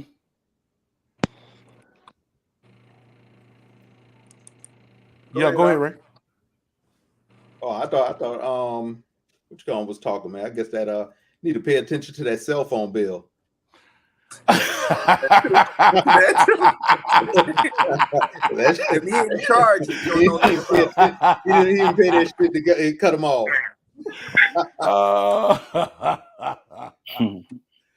Nah, man, there's just so much stuff people need to pay attention to, man. You know, pay attention to your kids. You know, pay attention to that person who may be going through something or whatever. You know, think about ending their life and stuff. You know, just pay attention to a whole lot of things, man. People just don't know. You know, we just, you know, our whole thing, we just keep it moving. We worry about ourselves. Yep. Go ahead, Parrot. You came up in here. Speak your piece now since you're ready. He got to come in. Still ain't ready. Him with that Boost Mobile. Well, let me get rid of the other one. Hold on, let me kick the other one. Oh, did it? I had to kick you. You're good. All right, okay, got it. Man, this the hard line PC too. I don't know what happened, man. Maybe should have rebooted it. Yeah. I was just gonna say, we gotta pay attention to things that don't get told to us, and then we gotta pay attention to ourselves, you know, in our communities and our everything. But when we were talking earlier about that you know, that marching and all that, that was in the 60s when that was most when that had a special purpose. Yep. When we really look at what the purpose of that was, the media wasn't what it is. They had to get that notion into the minds and the eyes of certain people and into Okay, so those politicians' wives was looking at, they got into the homes of these people. These wives saw it and saw how horrible all these things were, and they couldn't sleep at night. Those conversations, kind of like the underlying theory from what was that? Chirac. Most people didn't watch Chirac. You can tell they didn't watch it because of how they talk about it. But you know, when the women start making conversation about what they feel ain't right, and you got the power to do something, that was some think tank operation. But now we just, I mean, you know, as a society, we are now a bunch of followers. How is it that every time somebody have a problem, they doing what was done in the 60s and we in the 2023s? We still doing the same 1960 tax. They stole even the union, the labor union stole all of the I'm gonna use the word MLK, stole all the MLK taxes. Those were not the MLK taxes. Those were studied by SNCC and all those other groups, and all MLK was just the face. But you know, let's put it together. You know, now what do we do? And you brought up a point. John Fitzgerald. John Fitzgerald Johnson. What happened? So it may work because they use the same tactics that the FBI used. They use to take him out. They use the same tactics. First of all, they discredit you. Second, they vilify you. Then they put you in jail or do something else. And if that don't work out, they off you. It's a fact. This happens all over everywhere. But anyway, and certain things we're not going to talk about because this is live. But you know, we do have to pay attention to what's really going on. You know, we say it on the street, what's really going on. But we do have to pay attention to what's really going on. And sometimes when you know what's going on, you don't always get a chance to say it. But you do have to know how to move. You have to work with your circle, your kids, your family, your community on how to move in these circumstances and situations. That's how we get through that. When they were singing, "We Shall Overcome," they wasn't hoping, because they had already been teaching on how to move in these situations. To overcome. These are the things that got lost from the civil rights movement, was the undercurrent and the teaching. They did a lot of meeting and a lot of studying and practicing and rehearsing of what and how they were going to do certain things. We don't do it. That's just a prime example. You look at what some of the other people did, and then they got indicted from all those other things. Just 2 years ago now, or a year ago now, 2 years ago, those things. And I noticed, I don't care what they say, certain people have always been a little wise, because when you look at you pan across all those crowds, even the most recent ones, certain people are not in those crowds. I'm proud of that. Say it again for the people that's slow in the back. But anyway, we got my girl Bubbly Bridget. She had something on her mind that's off topic, because we can get back on topic. Let's talk, Bubbly. You got the spotlight. No, my question just was, like, what do you guys feel like child support money should be spent on? Like, what is your guys' opinion? Because it's been brought up in the live a couple of times. And I know some of you guys don't, you know, like, you're not with the mother of your children or whatever. And if you're giving child support, what do you feel like, in your opinion, should it be spent on? Okay, let's start at the panel. Let's start from LBR. LBR, we're going to hit Rayo. RO, we're going to hit TS, and then we're going to work our way down, and then I'll be the last one to speak on it. Y'all boys, go ahead. Of course, the money should always be spent on a child. You know, I feel like you shouldn't have a child and need support to take care of yourself and your child. You know, that's the whole point of you being an adult. When you have a child, you got to be able to take care of yourself, and that's the problem today. A lot of kids raising kids. You know what I'm saying? So that's my take on that. But yeah, most definitely, the money should be put towards the child. Okay, so I guess my question. So I don't get child support from either one of my children's fathers. So when you say spent on the child, so like, let's say, for instance, I don't know, the electric bill is due. Would you be like upset if they used that to pay the electric bill? Hell no, that's extra money. You know, if you ain't, if that's what you need to make everything, put everything together, then of course that's what it's for. You Yeah, I know, mean, so the child needs that. It shouldn't be right. spent on hair, nails, new Right. heels, purses, and stuff like that. No, that's not what it's for. What you think, Skinner? Hold on, Joe got it. Go ahead, Joe. Spit. Let's talk Hey, about thanks for having me in. So, man, always. lovely Bridget, how you doing? Just I'm my good. How are personal you? opinion, I had to deal with that and everything else. There's a fine line between what the child needs and what the child wants, right? So you have those basic needs: food, shelter, security, right? Uh, 3-year-old, 5-year-old, 10-year-old doesn't need the latest and greatest pair of Air Jordans or whatever the new hotness is. So a lot of times you see people get caught up in that. They have to dress a certain way, have to do this and have to do that. So that eats into that budget, Now you got your kid wearing $200, $300 outfits, but they're eating top ramen. Does that make any sense? Nope. So, and again, like someone brought up, a vehicle, you got to have transportation, right? So I'm going to front the money to get your car fixed. That doesn't mean that you're driving your whip around town, continually got to put gas in it.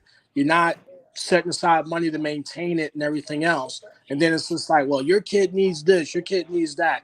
It's just like, no, you had the money, you didn't spend it on what it was supposed to be spent for. And then a lot of times you see a lot of this money going to fund that lifestyle, whether it's hair, nails, clothes, outfits, and stuff like that.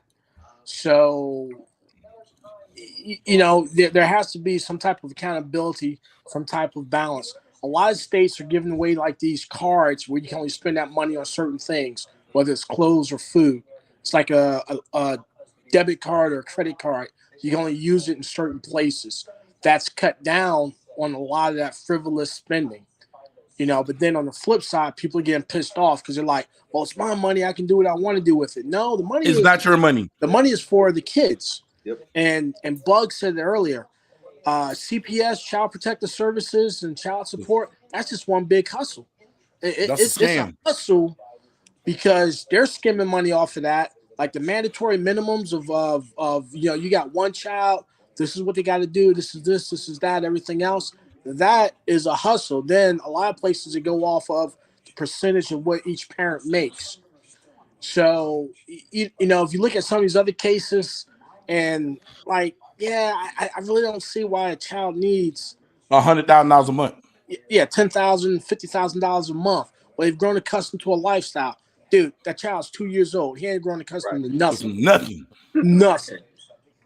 And if the ex-spouse has grown accustomed to something, well, they need to get up and start hustling accordingly. Because that's just my opinion. Everyone's entitled to their own opinions. It doesn't mean crap. But if you look at it, it's way out of balance. It's way out of balance. Food is going up, but it hasn't gone up to the tune of that much. Kids need clothes. They don't need wardrobes and be blinged out and everything else. And that's where you have to decide because there's enough money in there for you to live off of. It might not be the way you want to live, but it's enough for you to live off of. Or am I like need another drink? Mm-hmm. Hey, and I'm gonna tell you like this. I'm gonna expound upon what you just said. Piggyback off of it. You want to live off this check to take care of you for you to survive. That is not what it's for. Because this the thing.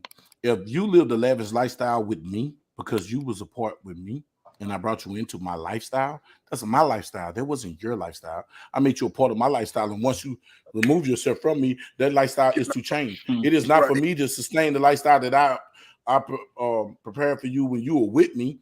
It is not for you to live that lifestyle because when you descended from me, that's part of the dissension.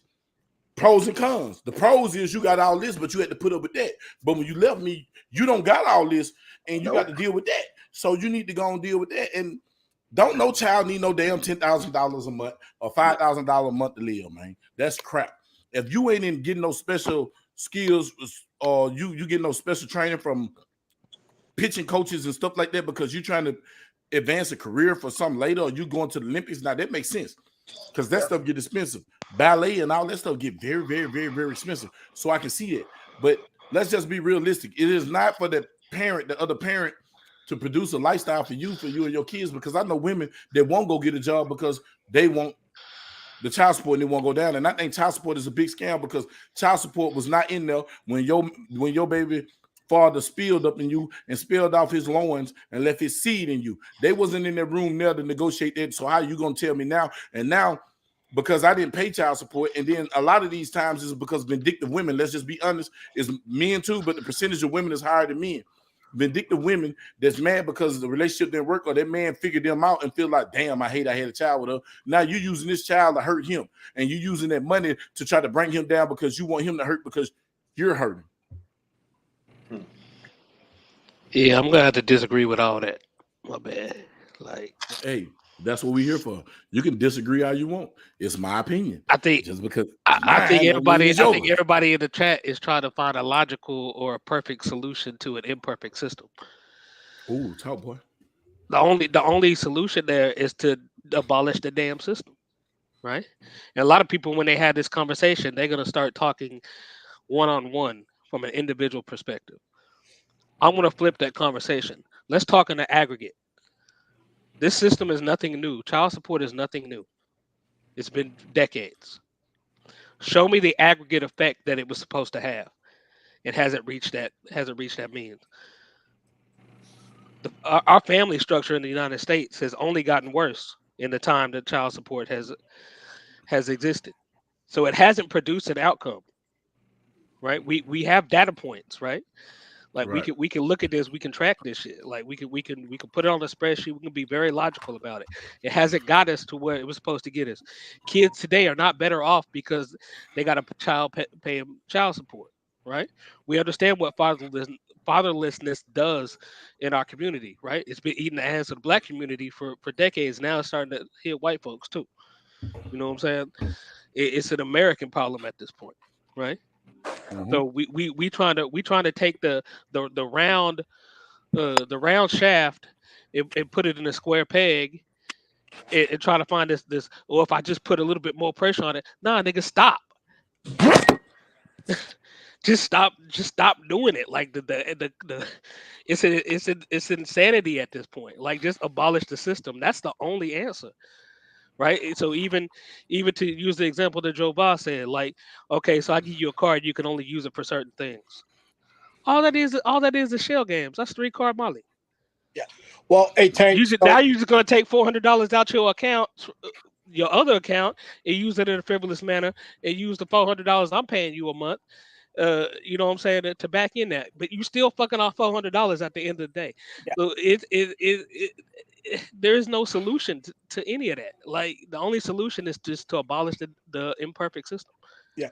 Hey, Tank. So I understand what you're saying, and I guess the point I was trying to make is that on paper it started out well, right? Mm-hmm. Use it. It's just not being applied as it should be applied. Because, all right, I got it. You have to do this. You have to do that. You need a vehicle. I'm going to duke you out some extra money to make sure that, you're not catching the bus and doing this and doing that. Now, what ends up happening is someone's giving me this extra money. I'm not using it for what I'm supposed to be using it for.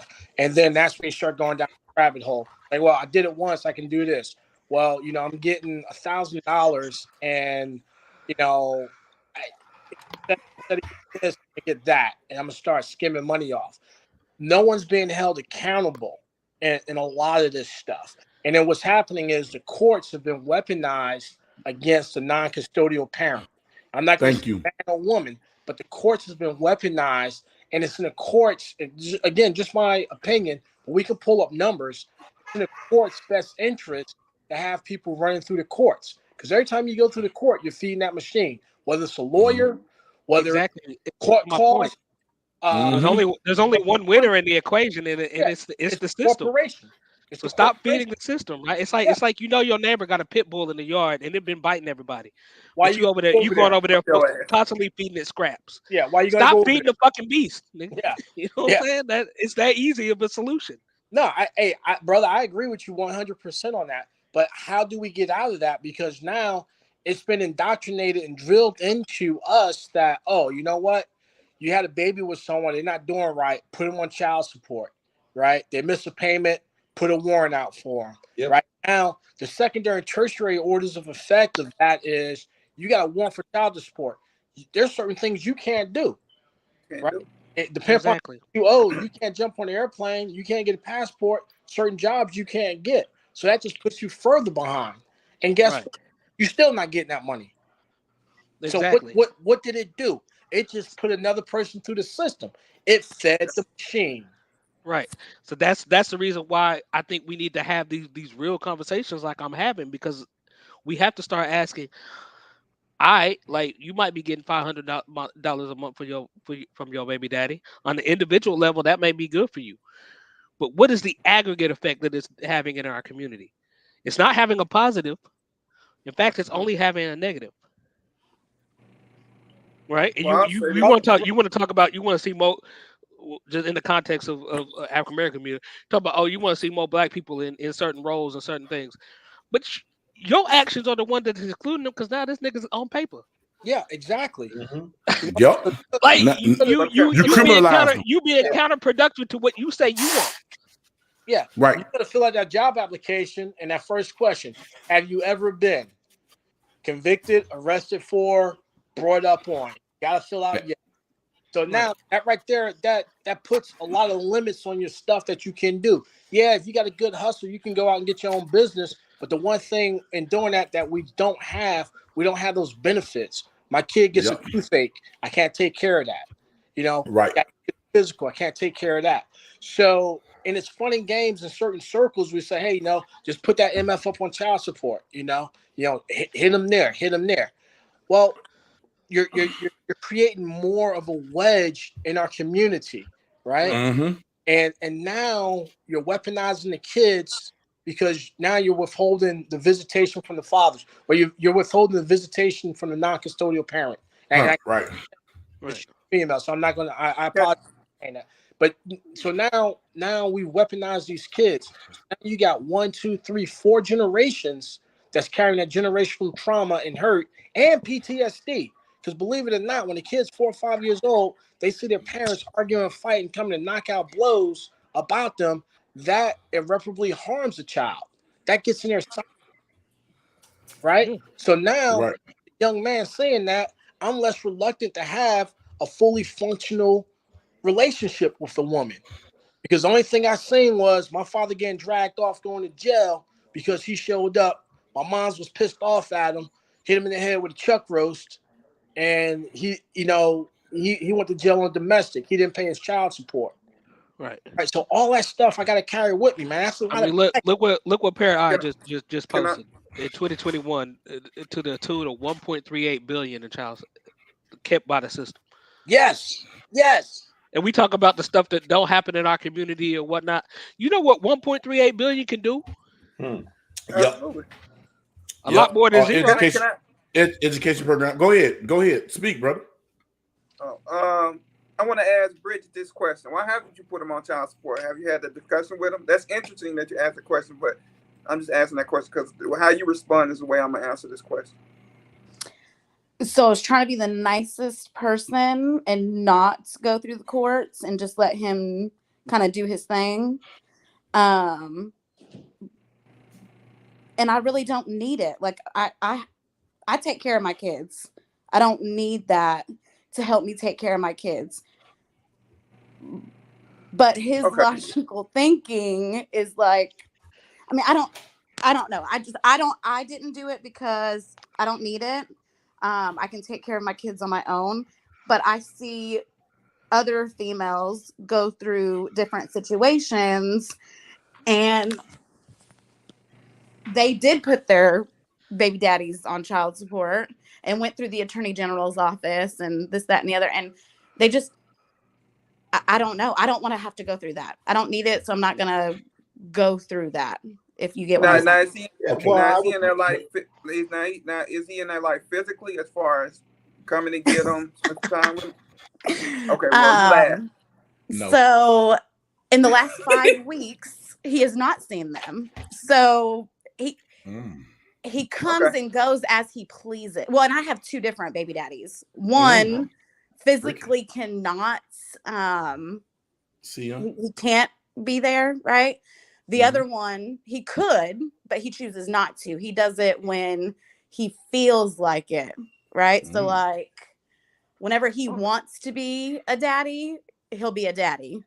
But only physically, not, you know, like emotionally or financially or nothing like that, you know. So I just see it take a toll on my older one, you know, like she's seeing all this now. And she has questions, and me as a mom, like I try to answer them the best I can because I don't want him to look bad, right? But it's like, how do you answer those questions? Like I don't know. You know? Hold on. Okay, Let me wait. Before I get too far gone. So you said you didn't put him on child support, right? Right. No. Neither one of my baby daddies are on child support. Okay, let me ask this question. Because a lot of women won't put their significant other on child support for one or two reasons. Is one of these reasons why you didn't put him on child support? By putting him on child support, allow him the rights that God gave him to exercise. Is that one of the reasons why you did that? Because you putting him on child support made him have to have visitation and get all this stuff, and you didn't want to deal with him. Is that one of the reasons? I'm just asking for a friend. She's gone. She's not up there. Oh, there she go. Hold on. I know. Did you hear the question, Bridget? No, I didn't. I'm sorry. Oh, okay. For some reason. Okay. But now, trust me, it ain't me kicking you out. Trust me. Okay. And I paper stream you now, so if they kicking you out and I'm paying for it, I'm killing it. Is it one of the reasons? Is this the reason? One of the reasons why? Because it's two reasons that people don't put people on child support, and this can be one of them. I want to know if this one of them for you. Is it that by putting them on child support, give him rights to you and the child, and by you not being on child support, meaning that he don't have that right to pop up and have his visitation or whatever, it's a form of control. Is that one of the reasons why you didn't put him on child support? And then the second question to that is why you didn't. Okay, so no, I want him to have visitation. Like, it's very sad, but in the past I've begged, like, hey, you know, you want to take them, you know, because I see what it does to them. Like they want, like my younger one, she wants to have that relationship with him, but he doesn't want to have that relationship. I guess I don't know. Okay. I've never asked like, why don't you want to have a relationship with them? Because I'm not going to force someone to be a father, or to be a parent, whatever. And the reason why I didn't put him on there is because I was trying to let him be a father. Okay. Go ahead, Skilly. All right. The way I'm going to answer this is, and this is just,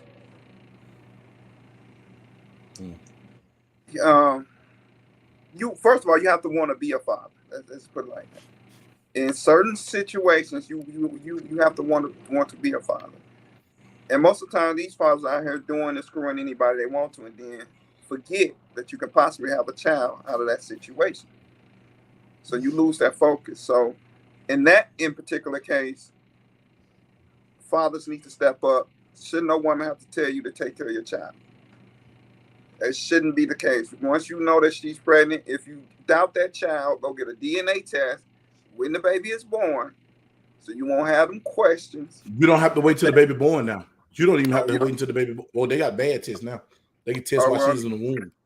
Well, get your test right in the womb, and get that question out of the way before that child is even born, and you won't have to worry about the fiasco. For the women that weaponize their child, it's not a good look. I'm gonna tell you, I had a problem with my mother, and this is a little bit of history about me. Before, and my dad ended up getting custody of me, my brother, and my sister, which is really unusual back in the, I think I was born in 83, 84, and 86. So that was real unusual in the 90s for the father to get the children. Real. My mother, my father, really, I used to tell people, and I finally got a relationship with my mom. But I used to tell people my mom was dead to me. My mom was living. A couple thousand, 100 miles away, she was living. And that's the way my dad spoke about my mother. So I encourage anybody, when you're dealing with children, even if the father has them or the mother has them, don't spew venom negative about that mother or that father. You let you just say, well, one day maybe they'll come talk to you and you can handle that between you and your father, you and your mother. But you don't spit venom at kids because, like Joe Vaughn said, you feed them with that trauma, and before they can get to know the answers or get to know for themselves, you done already hated that mother, that father. So that's just my advice from me, coming from where I've come from, and a little bit of my history. But first of all, you gotta want to be a father or to mother. a child. So, or a mother to a child. Yeah, true. True. And you may have to pay for that privilege. You do. Yep. And a lot of guys don't think of that. They think about bagging, getting what they want, and then they might have slept with 2 or 3 people at that same time, but you gotta be more responsible and take that DNA test to evaluate yourself from that situation. That's on you. Eliminate yourself from that. Right. That's real. But y'all see, I had my cam on a little while ago. Like, you got your babies. Yeah. You got your babies with you. That's what's up. Nothing wrong with that. That's powerful. I love to see a man with their kids and take their kids. One thing I love about being a father is being in the same household as my son and my daughter. I could tell y'all the other day my daughter had a project, right? So my wife called me last night. She did not want to do her project with her mother. She waited till I got home to do her project. Don't that make you feel good? That is the most joy in the world I feel when my daughter said, "No, I don't want to do it with you, mommy. I wait till daddy get home." Man, I was tired as hell. I had to take her to school this morning, but we got up and did that project and got her off to school. But man, that's a powerful thing, man. Yep. I enjoy it. I love being a father. Man, let me tell you something. And I done had the goods and the bads of being a father. And what I messed up at with being a father, God gave me a second chance with 3 granddaughters. You see what I'm saying? With these grandkids, so you get your second chance with these grandkids, bro. Like, man, that's one, like, to me, that's more valuable than any monetary gain or any object or inanimate object that people put value on. Yeah, it's a good feeling, man. But you do wish sometime that you can go back, and just change things, do things different, because you look back at your life and you're like, man, you know what? Could have done this, I should have done this, it's a whole lot of things. Because I look at that with my own kids, a lot of things that if I could go back and change them, I would, I would. But I spent, my thing was, working. Just work, always working and stuff, couldn't make certain things. Now, a lot of stuff I did, like all the field trips and stuff like that. Oh, I was always a chaperone. Shoot, man, they knew all they had to do was ask, hey, your dad want to be a chaperone? Shoot, you damn right. I'll be there, But then like certain little events that they may have, didn't make those, because like, okay, you know what? I got to work. I can't take off just to go, to this thing for a couple of hours or whatever, but I could take off a whole day to go and, be a chaperone, But yeah, it's a lot of things, man, and like you said, when your grandkids come along, you want to give them everything that, not give them, but show that, kind of make up for what you missed out as a father. As a father, exactly. And one of the greatest, the very great attributes of the grandfather is I can always give them back to their mom when they get on my nerves. Yeah. Yes. I don't want to get Ray, let me say this, Bridget. You have 7 fathers up here on the panel. We all wish you luck as far as that man stepping up and doing what he got to do as a father. But you can't make him. At the end, you can't make him. Unfortunately, I'm sorry, but you can't make a man you can't make a father be a father. Nope. But at the end of the day, only thing you tell your daughter is, baby, I'm trying. But he has to come to that realization to step up and be your father. And leave it at that. And don't slander him or defamate him. Yeah. Whatever you can do. Listen, I raised 2 boys that wasn't mine. And all they can say is, I never talked down on their daddies. I always said, don't worry about it, I'm here. I never brought these dudes up until the fact that my son need to meet his daddy, because you know who you are by meeting where you come from. You gotta have that conversation. When my son wanted to meet me, he went to his mama when he was 14. Hey, I need to know, is this my dad or not? All the games stopped. All the games she was playing with me had to stop because he made her. Man, look, do not slander him and don't try to make him, because I'm gonna tell you a secret. If he a real one, sometimes real ones just got to grow up, and sometimes it take people to be 50 to grow up. But it takes their time for them to get to where they are to grow up. You can't rush it. Allow them to take their time and just sit back. Long as they not in and out. Now, this is what I didn't allow. And I told this to one of the boys. I told it to their daddy. And me and their dad had a good long conversation. I said, he want to meet you, but I'm going to tell you this. These are my exact words. I said, say, bro, if you're not going to be here 100% of the time, don't worry about it. Don't even be a man and just step back. Yeah. Because if you hurt him, you hurt me. And if you hurt me, I'm going to hurt you. And I left it like that. And guess what that dude did? Got to know that boy, and then he disappeared. When DeVaria got old enough, he went and found his dad. And I don't know what their relationship is now. It ain't my business. But hey, that's on them. But what he was not going to do, long as he was up under my care, you weren't going to be in and out and hurt him. Now, that's something you got to do. You got to protect your child at all costs. All times, yeah. You got to. So, pray, use discernment. But good luck, man. Good luck. All right, you gone, Joe? Yeah, hey, guys, just want to say hey, thanks for having me in. I got some work I got to do. I'll be in the chat, man. You guys I appreciate you, brother. Thank you. I appreciate you. Peace, Joe. I seen Bridget unmute her mic. Go ahead, Bridget. I think she wants to say. So I do not talk bad about either one of my children's fathers. Like, that's one thing I don't do. But I just see that my older one has questions. You know, and not even like questions, but she just wonders, like, what is the big change? And he does, I mean, I'm not going to say he comes in and out, but he only gets them when he wants to get them. Like when it makes him look good. And I don't like it, but I don't stop him from seeing them either. Like if he calls and says, hey, you know, I want to take them for the weekend, I let him take them. Like I've never said no. So that's things I don't do. I don't refuse him visitation, and I do not talk bad about him in front of my girls. All right, let me ask you this. Let me ask you this. How old is your oldest? She's 14. She'll be 15 in April. Okay, then. Now, this is how you do this. Next time she asks, what's the change? You look in her eye and you tell her, baby girl, ask him.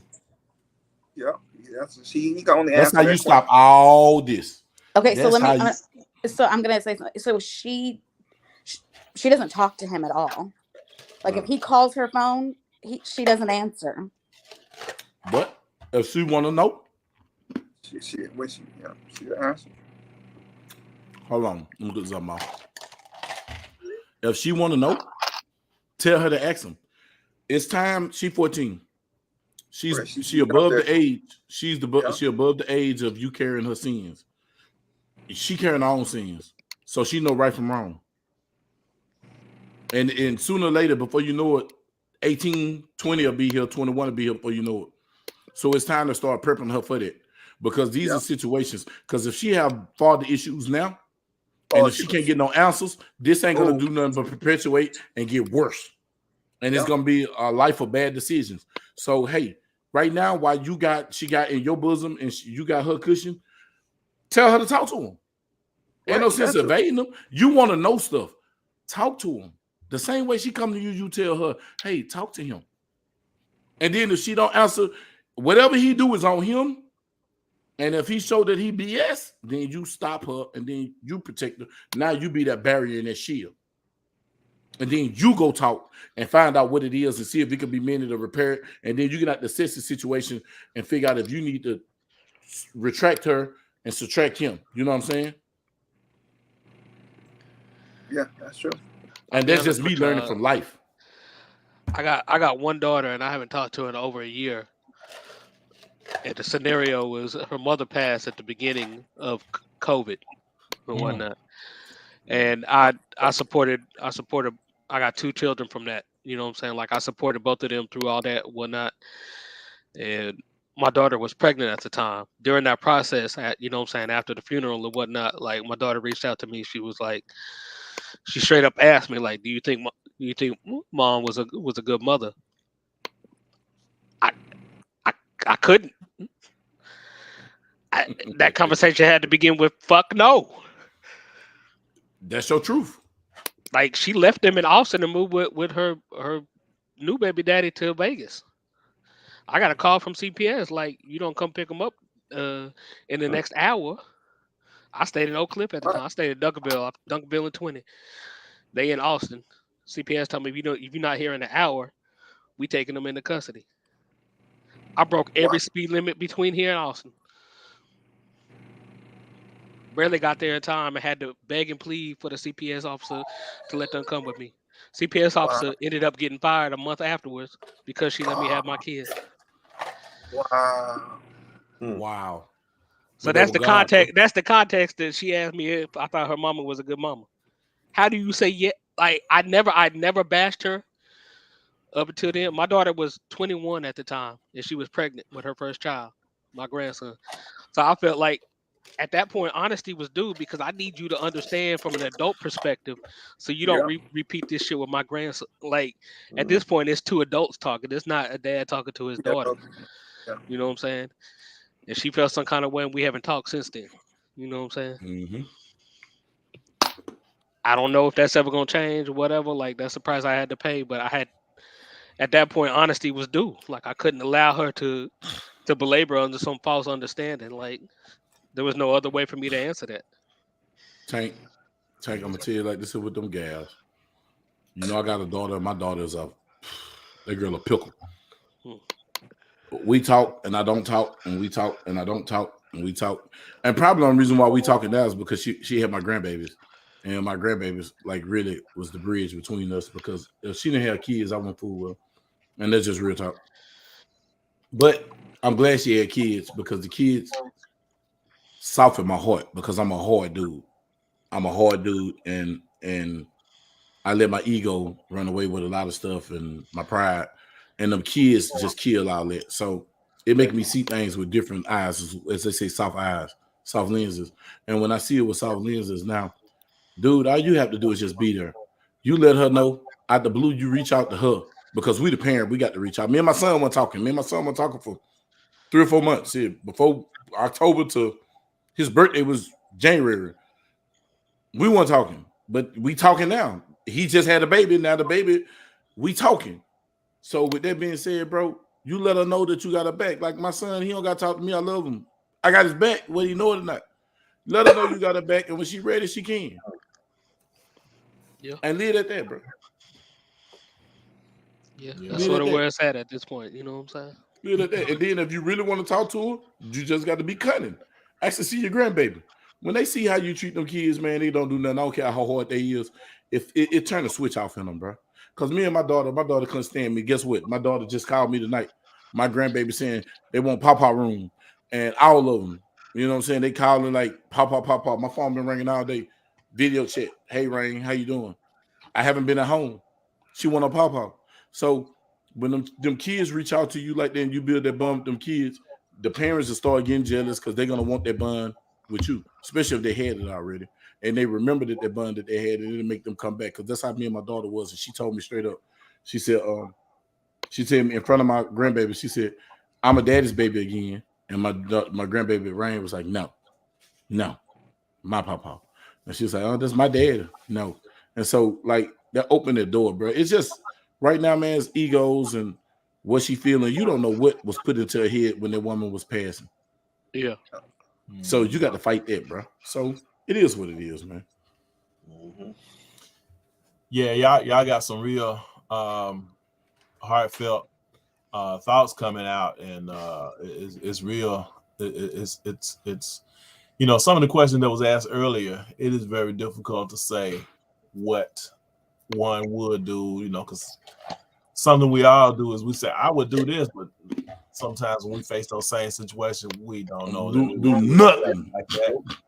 But I'll say this: I based on experience, I have a cousin who we grew up together, but one thing happened: her parents actually lied to her, and it effed her up, man. You know, so I'll say this: don't lie to your kids. Whatever you do, if you have to take your time and break it down to them, and it could take you years to get the whole story to them that you need them to know and the lesson behind it, and you know, make it be a factual truth life lesson, not your opinion, but just don't lie. You know, if you tell them you can't tell it right now, do that if you or whatever, but because they're gonna do investigation themselves, they are curious, you know, just like everybody else was, but just to realize that your parents lied to you, man. My cousin was off the chain because when she found out, it was different. You know, it was a whole different story. And my uncle was a preacher. So, you know, I mean, that what about that? You know, there's, you know, and some of it was, they omitted a lot of truth, you know, and oh my God, you know, she's just not coming back down to reality, you know, and it's just, but that's my advice. Whatever you do, do it cautiously and carefully. And everybody know, I don't think no mother or father is going to be they're gonna be the filter for their children and the sponge, and they're not going to dump the wrong thing, you know. Anybody with a good heart is going to do it that way. But all I say is this is just like the Santa Claus thing, you know. When you're disappointed, when you found out it wasn't no Santa Claus, if they told you that, most of us, I don't think we knew about no dad blame Santa. Okay. I didn't know. I'm different in that. Like I don't do them Christian holidays or whatnot. I'm just saying, I used to hear it, you know, at the school and stuff. It was impossible. We had a pot-belly stove with the pipe going up through the thing, you know. That was how Santa Claus came down here.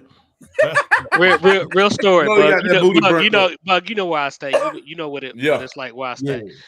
My son in kindergarten, the one that was just on, was just on here about. He in second grade now. It's about 3 years ago. It's Christmas time. I get called to the school for a parent teacher conference or whatnot. I go walk in and the principal and everything there too. Apparently they doing a lesson on Santa Claus in kindergarten and whatnot. And he look at the teacher and say, Santa Claus stupid. If somebody come down my chimney, my daddy gonna shoot him. I looked at the principal and say, he ain't lie. What's the problem? What's the problem? And walk the fuck out. Hey, but I'm gonna ask this question, y'all. I can't. How about be mad at him? Don't Santa Claus sound like a pedophile? You come in at night when the parents sleep just to leave presents for just the kids, the kids. Now, man, you sound like you up to something else. Yeah. Let me find Santa Claus in my living room. Yeah. I ain't never fuck with Santa Claus. I got, you know, I'm one of them nation dudes. I got my ex when I was 17. I'm 45 now, so I ain't been in that Judeo-Christian shit for a hot minute. You know what I'm saying? Like my kids, they don't even look at me for no. They know better. So yeah, I was like, I don't know who y'all think y'all talking to, but I don't really care. Hey, he ain't lying to y'all. Long as he ain't lying to y'all, we don't have no problem. Yeah, because Papa gonna. Hey, I hope we was able to help you a little help bit. you out. Yeah, I hope we were able to help you, Bridge. I hope you found some type of foundation or grounding to you know to our opinions. And the original question was, what should the money be spent on? Man, vagina. I learned not to. Okay, well, I'm not gonna spend time. I mean, what's your business? We don't need to know. Like, what my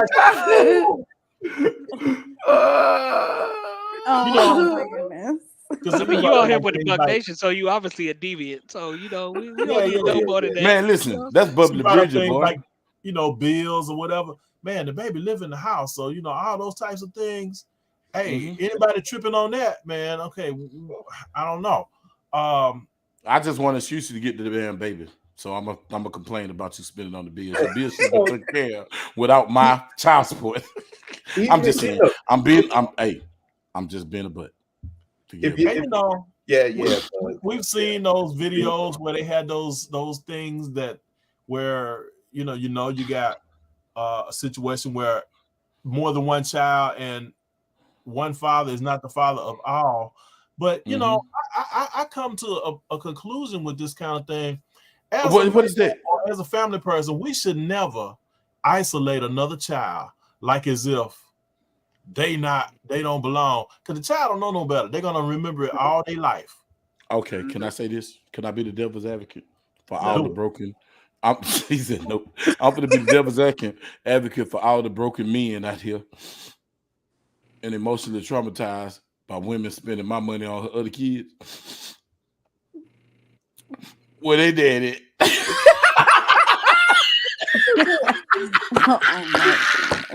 That's my baby. Yeah. I don't got to buy McDonald's for everybody. My baby need nuggets. He don't got to give a piece. Oh my God. Is that nugget? Stupid as hell. Fuck your kids. Fuck your kids. Oh my goodness. I grew up in the country, man. He come out here and eat these nuggets, right? Everybody ate in the house. Eat them in the car. Send the baby out to the car. Hey, taste greasy. What you got? Lick my face and taste it. But hey, how many of y'all? That was too funny. How many of y'all like you go and get your kids or something? You know, you on a budget and everything. You know, you been hustling. You got a few extra dollars, but you ain't got enough to just like buy everything. So before you go pick your kids up, you run back, get you some fast food, eat it up, throw the evidence away, and then go pick them up. Yeah, that's parenting. That's solid parenting. What did you talking about? Hey, they ain't got nothing to do with the kids. I do that at my house with my wife. Shit, I take to go get something to eat. I throw that shit away before I even get to the house. And then get home. You hungry? Yeah, baby, I'm hungry. I think a lot of how people learn to parent though is I don't know. I think they just go off of some. They watch Good Times. Something, because like even with my youngest two, like or my oldest two, like I always heard like you can't treat them different. I'm like, why? Why wouldn't I? I don't like one is a girl, like one is a boy, and there's a 5-year difference. Why would I not treat them different? Like that doesn't like one in the long run. And one can't. In the long in the long run, why would I treat them the same? That would be misparenting them. Like I never understood that argument. Like, what are you talking about? You can't do for one and not the other. Sure, I can. I can literally go to the store and buy one thing for one of them and not put it out. Like, yeah, it's very easy to do that. I don't want to see him wearing pads. I catch my son with a tampon, I'm gonna die. Elizabeth, come to Georgia, honey. Exactly. Yeah, Joe Biden said all kids are different. Like I don't understand this. I just don't understand that notion. I never understood that. Like first time I heard that, I looked at the mama that told me that and just what the fuck is you talking about? Like I don't understand. Damn, Mika is a savage. That nigga said you eat good without them kids or your girl or your wife, just them kids. One thing I think as a parent, my main job is to set them up for the world once they leave my house. Yeah, so I'm not setting up no systems inside my house where everything is fair, and as soon as they walk out the door, it's an unfair world. Yeah. Oh yeah, hey, I'm letting my daughter know. I'm gonna be unfair as fuck in my house. I don't give a fuck. I'm unfair. I have favorite children. I do too. I don't like three nothing of them. I hide from them. Like I don't understand. Because the world ain't gonna hide that shit from you either. No, I don't like So why would I do that shit? Like I'm not building no snowflakes. Like there ain't no safe spaces in my house. And he's white. He can say snowflake. Yeah. but and you laughing though, but like the white side of my family don't do that shit either. I know they probably more ruthless because the black side of my family is like middle class. White side of my family is straight trailer park. Like I've never understood that. Fuck all that. Hey, Lunchable, for everyone. Lunchable. You better share that Lunchable. You get two crackers. Hey, But take look, that candy show y'all and chop it in Jam. half. My baby gonna get his own Lunchable, and they got to split the other one between the other three. Only way they getting their own is if they getting them lunch armor, not them Lunchables. Now, unless their mama want to do something strange to get these babies these Lunchables by themselves. If you want the Kool-Aid brand, if you want the Kool-Aid brand Kool-Aid, otherwise y'all getting that wireless that come $20 for $1. You don't want that cookie took it now, girl. Come on over here with that cookie. Nah, take it to your house. Toast up a loaf of bread and get that Spam and fry it in the. Oh no, man! Spam is horrible now. It used to be so delicious as a kid. I think when I got older and learned, I buy a gallon of what's that Mexican orange juice shit? What's that shit? I know what you're talking about. It's good. Yeah, no, not Sunny Delight. It's the Mexican version. No, it's the Mexican version. Yeah, we in Texas, y'all. Y'all don't understand everything that they got for everybody else. They got a Mexican Pico or something like that. Yeah, some Pico. Yeah, Pico. Yeah, that's it. Yeah. Who said that, Ray? Sonny D is the bougie version and shit. Yeah. See, Ray from Houston. He was in Houston, so he. Ray already know. Yeah, he know about the Pico. Yeah, he go to HEB, get that right there. Yeah. Fiesta grocery store. Fiesta. Yeah. Oh yeah. Shoot, boy. See, we had Tang. Yeah, Tang, that's what I said. Tang, yep. Tango. Tampico's even cheaper than that. No. Just add water. That's it. Tang in the can. Boy, we know about Tampico. Man, you don't know about Tampico, boy. Go on now. And you take that Tang Kool-Aid, the wireless. Man, what you talking about? Boy, what you talking about? The Kool-Aid was like $5 for $1, but the wireless was like $20 for $1. Man, you better tell him about the wireless. Oh, which one? What's that other one? What was the other cheaper than wireless? It was that flavor or something. Flavor Aid. Yeah. Oh man, that's horrible. One. You can go in there and get like I said, what was it? I think it was like 10 for $10 for $1 or something like that. Yeah. Oh, it was cancer in a package. That was cancer in a package. Straight cancer, yeah. That was the first crack, man. You ain't even need no water. You just get it and put it on your finger and get it out the packet. You jumping off of hills and stuff, man. I say, listen, chasing people, dogs. The dog's supposed to be chasing you chasing the dog. Shoot, boy. You folks look out there. And like Kool-Aid had all the bougie flavors like Crocodile Red and shit. Flavor Aid just had cherry. Captain Vitamin. Red. Captain Vitamin. Them Wick series. He got the King Vitamin. Oh yeah, King Vitamin. Red plastic bag. Blue. Hey, but the King Vitamins, you had to eat them quick. Or they soggy up real quick. You had to eat them real frosted oats. Yeah. What about them frosted oats? Yeah, frosted oats. Yeah. Oh, y'all talking about the ones in the bag. Y'all ain't talking about no real. She talking about Kool-Aid and Jungle Juice. Girl, you had to have some money to have Jungle Juice. What you talking about? They had that Jungle Juice. And the Jungle Juice wasn't good until the juice. It had to be in the store long enough to start seeking through the wax paper. And you see the carton change the colors. From, that was a good Jungle Juice. What's the other one? Oh, Jungle Juice was dope. If it right, was frozen. Yeah. When your Jungle Juice be half froze, that's oh man, that's dope. Oh boy, just hush your face. Look, to this day, man, you go to Mika and Mika see some hair frozen. She hate anything frozen. I love hair frozen. She don't know nothing about hair frozen, man.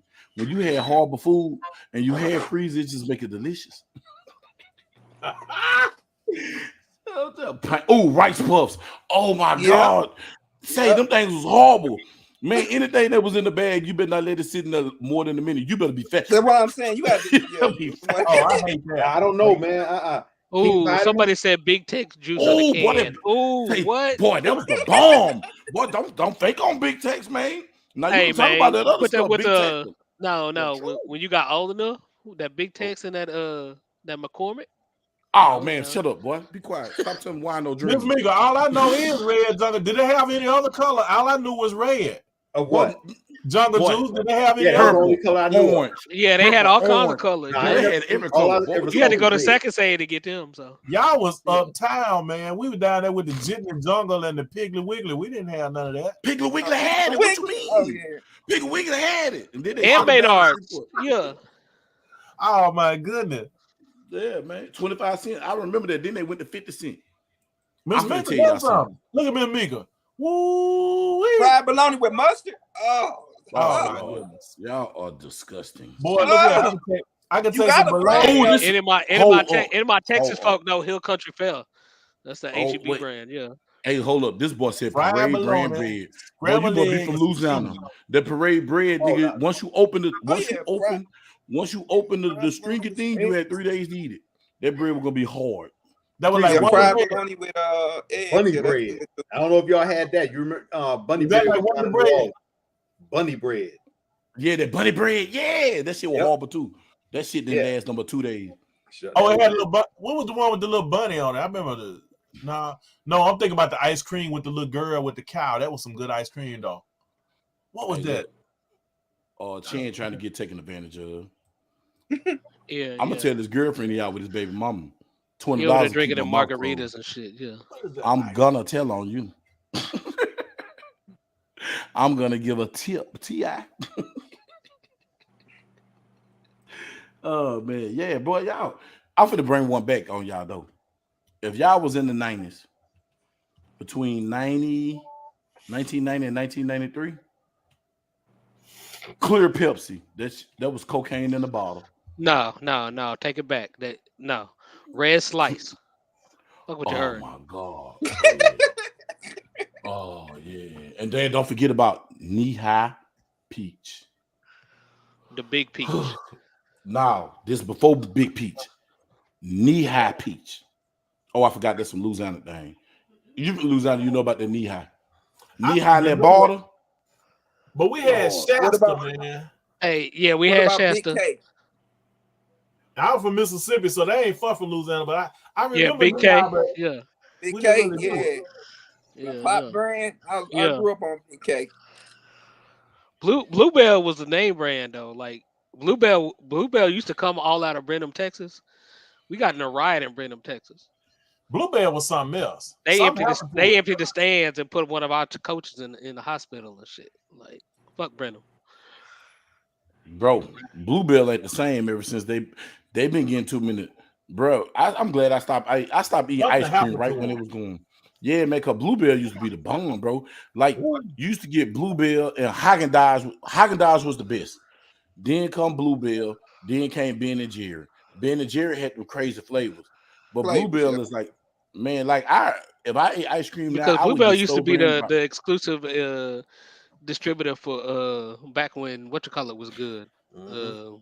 What's that damn restaurant with the ice cream? Bassett Robin. No. Oh, you said restaurant though. Okay. Yeah. But you know what I'm talking about. Y'all got them. I know what you're talking about. I'm trying to think of it. They got the steak finger basket. The chicken finger basket. Yeah. That's where everybody go to. Dairy Queen. There you go. Yeah. Back when Dairy Queen used to be the shit. Yeah. Because Dairy Queen had that Bluebell ice cream and it was the bomb. Yeah. The Blizzard. The Blizzard. Man, do you understand? We used to want to come to Texas just to get a Blizzard. My mom was like, they had to turn it. They used to have to turn that whole side upside down. And if it fell out, you got a free one. You got a free one? No, man. You know the burger. Y'all talking about burger spots now, man. Whataburger. Man, Whataburger still the truth to this day. Right. And also, no, we had shortstop. Like that was man, but shortstop was cool. But shortstop is like Checkers. Checkers was really better than shortstop. Yeah. But Whataburger, let me tell you something. Whataburger is the best chain fast food burger you can get. That's not a homemade burger. They give you the similarity of a homemade burger because Whataburger sells their meat. Their meat is frozen. It come in as frozen meat. Bro. They cook the serve. And you can tell a Whataburger when it's not fresh, bro. Like you can tell it. You can tell if the meat been sitting up for a couple of hours. The best thing about Whataburger is you could go to that bitch after the club at 3 a.m. and just walk up in there. They just open 24/7. Yeah. That was the spot. Man, look at Silverback. You know he old. Before Waffle House was the spot, Whataburger was the spot. Man, Whataburger was the spot, man. Mm-hmm. I'm telling you. Say, boy, he said the famous Amos cookies ain't even the same no more, bro. Famous Amos. Oh my God. Nope. Oh, what's the other one? Here's one. Hey, look. What about Roy Dixon's fried skins? Dixon skins. Oh, Dixon skins, boy. Man, they don't know about that. That tastes good when you drink Joe beer. What you know about Taco Cabana though? Ooh, yeah. Hey, they turned their thing. Yeah. Now, if you're from New Orleans, you know about Big Shots. We'll say, Big Shot soda. Ooh. Pineapple. Hey, Hey, Taco hold Cabana up. and Austin on Riverside and Pleasant Valley. Hold That's up. where Jump Out used to just What y'all post know them. about them big shot ice cream balls? The bread one that was about this big. I call them penis trainers because every girl that can eat a big shot, they grew to be monsters when we got in high school. Salute the big shot popsicles. Yeah. Nah, it was about them Bluebell ice cream sandwiches and shit. If she could Hey, put her look, this tongue in boy there, went just get back. the. Yeah. He said tab. Man, my auntie used to make me drink that nasty. I couldn't Man. stand a tab. Tab was nasty as fuck. Yeah, that Tab was so nasty. Oh my god. Straight saccharin, my nigga. Look at Mika talking about Big Shot was the truth. We know it was the truth. It gave you your skills. Shout out to Mika and her Big Shot skills. Look out. Wow. Fool. Whoa, everybody just quiet. Y'all like y'all can't speak. Yeah, we'll If you see the girl come to the store with a pickle and some now laters. Oh no, I see the girl with a pickle. No. If she had a pickle, some Jolly Ranchers, and a peppermint stick stuck in that pickle, and she used her tongue to do it. Hallelujah. Hallelujah. Bug did that shit like a pro though, man. Hell, you used to lick on some pickles, Bug. Nah, I licked in the hole. We be used to. Yeah, he probably still do shit. Oh, we playing them games, huh? He about to opening that door. He about to get out the live and go to Harry Hines right now. Right. There will be no pickle licking on I'm in Shreveport. It ain't no Harry Hines. I'm going to the bottom. There will be no pickle licking talk on YouTube. Say, man, y'all don't know what time. Hey, look, I'm in the freakiest place on earth. I'm in Shreveport, Louisiana right now. I'm gonna be good though. I'm be good. I ain't looking for my pilot girlfriends here. I want my I be pilot turning up when I girlfriend. go to the boat though. I be having a good time. Man, what? I'm going to the boat tonight. I ain't been to the boat since I've been there. I guess I'll go down there and trick off a couple hundred. You know what I'm saying? Trick off a couple hundred. Just go to the boat and get drunk off they dime. That's one thing I love about Shreveport. If you want a staycation, right now is the best time to come down this way. Mardi Gras finna kick in, crawfishing season. So you come down here and get you a pound of crawfish, probably $6-7, man. Suck on the head of the crawfish, show the girl you I'm got not gonna skin, lie, eat from the tail, DFW, and it's then a better take it from the drive to crawfish to Shreveport than something it else. is to Oklahoma casinos. And then look, You gotta they pay give for all you your damn drink alcohol. free. I'm Your gonna drink drink about is free $100. long Yeah, gambling. that's You what take a I'm talking $20. about. You take I'm gonna sit at $20 the bill. slots and I'm gonna drink about $100 worth of drink. Sit at the slot and then pull it. And when you see one tell you want a hen and coke, you tell another one, hey, could you bring me a Jack and Coke? And then you know you got two of them when she give it to you, and then you just make sure after you get your fifth drink, just tip her. Put a chip on the thing or put $1 on the thing, man. Tip the girl.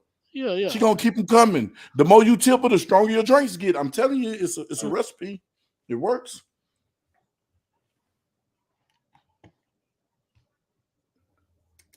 Oh, hold up. Anyone ever get drunk off pickle juice? Hell yeah, we used to drink pickle juice and lose our damn mind. For real, literally. I never got drunk off it. I used to drink some pickle juice though. Yeah. Nah, man, what's the name of them pickles? The big ass like gallon pickle things you get. I forgot they was. He had the pickle. He was a pickle dude on them. Man, that juice used to have. I don't know what was wrong with that pickle, bro. That pickle used to have us doing dumb stuff. Man, yeah, bro. I don't know, man. We weird, bro. I'm glad that I ain't the only weird person on here. So yeah, weird. Just what do you get out of drinking pickle juice, bro? What the hell? I don't know, man. Listen, pickle juice bring your blood pressure down. Hey, that's a natural blood pressure. It'll stop you from cramping up. Yeah, when you're on your cycle. We didn't know that. We didn't know that. We didn't know that when we was young. But maybe that's why. But no, but you peep it though, right? Because now like they don't even do 2 days or nothing no more. Back in our day, shit, a month before school started, you was out there in the Texas heat 2 days. You know what I'm saying? You had never heard nobody dying. Shit. Shit. And look, we didn't know what heat was. Right. Back in the day, yeah. You didn't feel no heat in Texas, man. Shit. When I was a kid, man, we get up on them bikes or whatever, be riding for miles all day long or whatever. Ain't feel shit. Now when we get older, shit, we go outside, man, it be 90 degrees. Like, God damn, it's hot. You know? Yeah. As a coach, like if I got somebody that's cramping up or something, like give them pickle juice, they be straight. I didn't learn that till you know what I'm saying, until I started coaching and shit. I ain't gonna lie, Pyro. I probably would, like, but I ain't. If it presented itself, I'd go. What, gator hunting? What you want to go gator hunting? Yeah. Hold on. Pause. Man, turn your camera on. Let me see your face, homeboy. We got to have a face-to-face conversation right quick. That's what we need to do. I don't know about no. We got gators is in in Texas, Baton but what am I Rouge. shooting a gator with? You 308? is in Baton Rouge. Hold on. Not a 22. I need a 22. A 22? Bro, it's on the spot the size of a quarter. It's a certain spot you shoot that. No, I need that shit to be one-sided. I need a 6.5 Cremo or something. I need something. I'm not fucking with no gator. You just need a 22. Now watch this. I got to look at Baton Rouge. We got to have a conversation, homeboy. You telling me you ain't too far from Slidell, you ain't too far from the bayou, and you done went crabbing, you done went all that old crazy crap, and you ain't went gator hunting, and you from the boot? I'm not fucking with no alligator, boy. Man, you need to be. Last thing I'm gonna ask you. What up? You been alligator gar? You ever been alligator gar fishing? I mean, I done caught one before, yeah. You caught it with a reel, or did you put the jug cane pole? Nah, with a reel. Shit, boy, we went with the cane. Man, I hate you. I hate you. I dare you. What? Oh, we got to go gator hunting. We gotta go gator. Man, you got to go gator hunting, bro. Gator hunting is so easy. All you need is a tree, a string, and a hook, and some chicken. Man, I'm not trying to go alligator hunting with you. Oh, and we can make a go alligator hunting, man. The bug might push you off the boat. I like that, brother. If it was somebody I didn't like, now, right now, me and Saint beefing, so I push him out there. I gotta be out there with what's the old boy name? Shoot him, Elizabeth. Shoot him, shoot him. Yeah, though. Yeah, all you need is a twin, like he said, a 22 man. I use 22. I have a 22 Magnum, but them 22 Magnum bullets are a little expensive to be popping on the gator, man. You know what I'm saying? I didn't watch that shit. It should appear to be easy like that. It ain't easy. It ain't as easy as it. You get out there. Let me tell you something about that gator. When you up. pull in that string, you better know how to pull it and pull back and pull it. If you wrap that around your hand and them gators are strong, they'll pull you up in there. And if they get you in that water, you in trouble, homeboy. I ain't seen too many come out that water with all their limbs. Yeah, man. Yeah, them things, they're fun. Yeah, the gator hunting, y'all. I love Louisiana. That's why they call it the sportsman paradise, man. Man, you can go shoot you a nutria rat. They nutria, but I call them nutria rats because they like big old pony rats. They taste so dang on good. Now, I ain't never ate delicious. Shit, I shot them. Man, they barbecues, they smoke so good. They just see y'all was just shooting stuff to be shooting stuff. We shoot it to eat it. Only thing I don't eat is humans. So I can't shoot a human, but if you shoot it, you're supposed to eat it, bro. Shit, we were shooting everything, boy. It didn't matter, hell. I know it. Y'all didn't care. Y'all down on the levee going crazy. There before I ain't never. No, we back in the swamp, man. Shit, you can go in the levee. Went back in the swamp. Hey, the swamp. Tell them the swamp is a whole different animal, bro. Like the world that you know, when you get in that swamp, everything you know out here is nothing. Shit, man. And everything looks the same. You better remember how you got in. How you got there? Because all that shit looks the same. Getting in no swamp neither. Y'all tripping. Yeah, that's the difference between Dallas niggas. You know what, Joe? We don't fuck with no swamps. Joe, I'm so thinking about that. A good hunt. And I'm gonna tell you something else that's a good hunt that y'all don't know. That bow fishing at night with them lights, boy. Say, man, Louisiana is sportsman's paradise. If you in Louisiana, you should be able to experience that bayou, bro. That bayou is a whole animal, bro. Louisiana, man, over 80% of it's water, bro, and swampland. Yeah, but you know what? The only thing that mess it up, man, is the mosquitoes. Yeah, but think about it. Think about it. That boy Bug out here on some Beast of the Southern Wild type shit. Look here, Hush Puppy. Go on, man. Man, I'm telling you something, man. It's always a natural everything for everything. Man, all you got to do is look into it, man. It's stuff to get them mosquitoes off you. Now, them ticks and them chiggers. Now, so you better have some deep. Yeah, same thing. Man, them chiggers are mud. They be on them salt, man, that salt grass, man. Like, it's like what Homer, Louisiana. You know, they got Homer and they got Homer. Or Homer. Houma, Homer, Louisiana. Man, I love it down there, dog. Like, that's on the bayou, bro. That's nature at its finest, dog. Like, boy, you can go out there as long as you got the utensils. You don't have to come from out there. Everything you need to eat is there. It's right there, bro. Like, and I guarantee you, mussels, clams, whatever you need is there, bro, and it's delicious. I don't eat none of that shit. Who else said that? MJ said he don't eat nothing. Yeah, I don't eat none of that. We know what he eat. I ain't gonna tell you it's groceries, and he ain't get it from the store. But go ahead, it's all good. Do your thing. That's a fact. That's a fact. I grew up in Austin, so I'm one of them hippie ass niggas. Like, you know. I know, we know. You know, you're one of them Democrats. I know about Austin too. Yeah. So I get Austin my cool. Look, I grew up. I'm from New Orleans. Grew up in Killeen, Texas. Oh, Killeen. Not Killeen. Hold on now. Killeen thugging. Killeen, Harker Heights, all that, Coppers Cove, all that. Harker Heights, Coppers Cove, Lampasses. All that. Oh, yeah. Hey, man. All that out there. Tell me Killeen ain't the gangbanging capital of Texas. Oh, Killeen is now. Oh, it's crazy as hell out there. I ain't been out there in years, man, but it's crazy as hell. Man, what was the spot back in the day? City Lights? Ooh. What? Yep. Hey, I know. Yeah, I'll get around. Hey, look, you can get a bad beat or get your brains blowed out all in the same place. Or you can get jumped by 200 soldiers. Man, them army dudes, man. Man, them army dudes be tripping. Hell yeah, they even got shit, man. They all white supremacists and everything down there now, dog. It's crazy. Mm-hmm. So I drove a cab in Austin for 3 years, man. I had a soldier who was drunk. I had to take him back to post. I'll pull up there to the MPs, they checking us out or whatnot, and there's this little tank off to the side, you know what I'm saying? I'm just like, I think it's a relic or something. All of a sudden, that damn turret turned around and pointed directly at my cab. I wanted to piss myself, man. You ain't about to outrun a tank, man. Not an Abrams. Hell no. Oh, no, that Abrams gonna get you. Man. They out there with the dogs. They checking everything. Hey, man. I told this motherfucker, you have to walk from this gate. He talking about the MP's gonna arrest me for being drunk. That between you and the MPs. I ain't going on this base. Fuck what you talking about. They said Fort Hood. No, I'm good. Yeah. Fort Hood was the shit back in the days, boy. I was stationed out there. My dad was stationed out there. Shit. Hey, I almost got arrested a few times on Rancil, but that's a I'm gonna tell you. story. Yep, Rancil shit. You go out there to the on Sundays, go to the park. Shit. That was it, man. Hey, look, I'm gonna tell you what base was live. Fort Polk, Louisiana. Leesville, Fort Polk. Yeah, I call that shit Fort Pork. Yeah, because you're gonna pork something.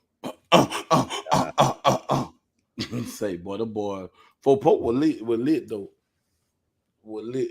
But Killeen, it ain't what it is now, man. Well, that's what I'm saying. Killeen used to be the shit, man, but now they've been there in years. Yeah, that's the first time I seen regular laws. They didn't carry like sidearms. They came out with just like M16s and shit because everybody who was pulling over was a fucking train killer. Yeah, that shit fucked me up the first time I seen it. I got pulled over. Look, Joe Boss said, "Damn, Fort Polk. Yeah. Why you don't like Fort Polk, Joe Boss? Joe, why you don't like Fort Polk?" He said the same thing about Hood. Yeah, man. Why you don't like Hood and Polk, man? What you feel about Bragg, man? What's that shit in El Paso, Bliss or something? Yeah, Fort Bliss. Boy. They live. My homeboy was stationed down now. They live, bro. Man, that's anything on that border live, bro. Man, listen. But that's like right there across the border from Juarez or something, right? It's right there. Yeah. Bro, it's right there. That's why the cartels don't be want to play around. They know what's up with Fort Bliss. Fort Bliss got something to annihilate that whole little line right there. Don't get the playing, but you know what I like about he said screw Fort Bragg too, boy. He don't like nobody.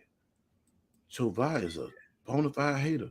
I was at Belver, Fort Belver, up here in Virginia. Y'all wouldn't lie. What? I think it's naval. I think it's a naval station. Newport News, Virginia. Norfolk Naval Station. Norfolk Naval Station. Well, no, Newport News. Hold on. Yeah, Newport News is more inland. Yeah. Yeah. So you're talking about out in Norfolk. So you have the Norfolk. Yeah, that's right there by Newport News Naval Station. Man, Shout out to Newport News, Virginia. I know y'all ratchet, but y'all got some. Yeah, they got this stuff out there, boy. Hey, Bliss ain't no joke for real. He said Brad got better. It's more family orientated now. But say Blitz, I like the border, man. I used to hate El Paso, but then I got seen the other side of El Paso. You got UTEP, you got the females from Blitz, man. Yes. I mean, if you're looking for a good base, you don't go to the Army anyway. You go to the Air Force. Yeah. Yeah, man, come on. I'm from Shreveport, man. Barksdale right there. What you mean? Shit, Barksdale, man, them air women know how to party. They know how to party, man. Man, get some little lows coming out of basic at Lackland. Man, hold on now. That boy said he burnt it down in the 90s. Boy, Norfolk, man, everybody talked about Norfolk, man. I used to hear about Norfolk down here. You know, all our kid folk, man, it was in here in Louisiana and Shreveport when I was growing up. You either went to the Army, the Marines, or the Navy. Select few people went to the Air Force, probably like 1 out of 50 went to the Air Force. And used to hear the stories, man, when they used to come back home on leave, just come back home, man, like, make sure I go to the service. Because either you were going to go to the service or you was going to go to Angola. You're going to serve one way or another.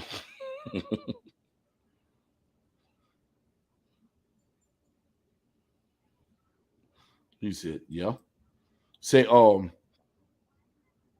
he said the air girls can handle the heavy load or two.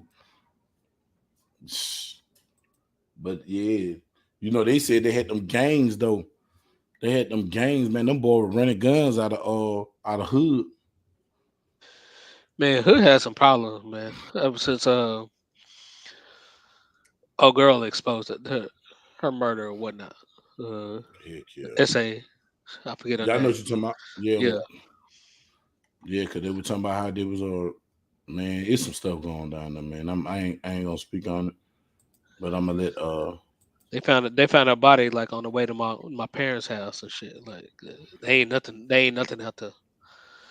As soon as I turn off 35 by Bucky's till I get to my parents' house, I don't even have no cell phone signal. Like it ain't shit back off in there.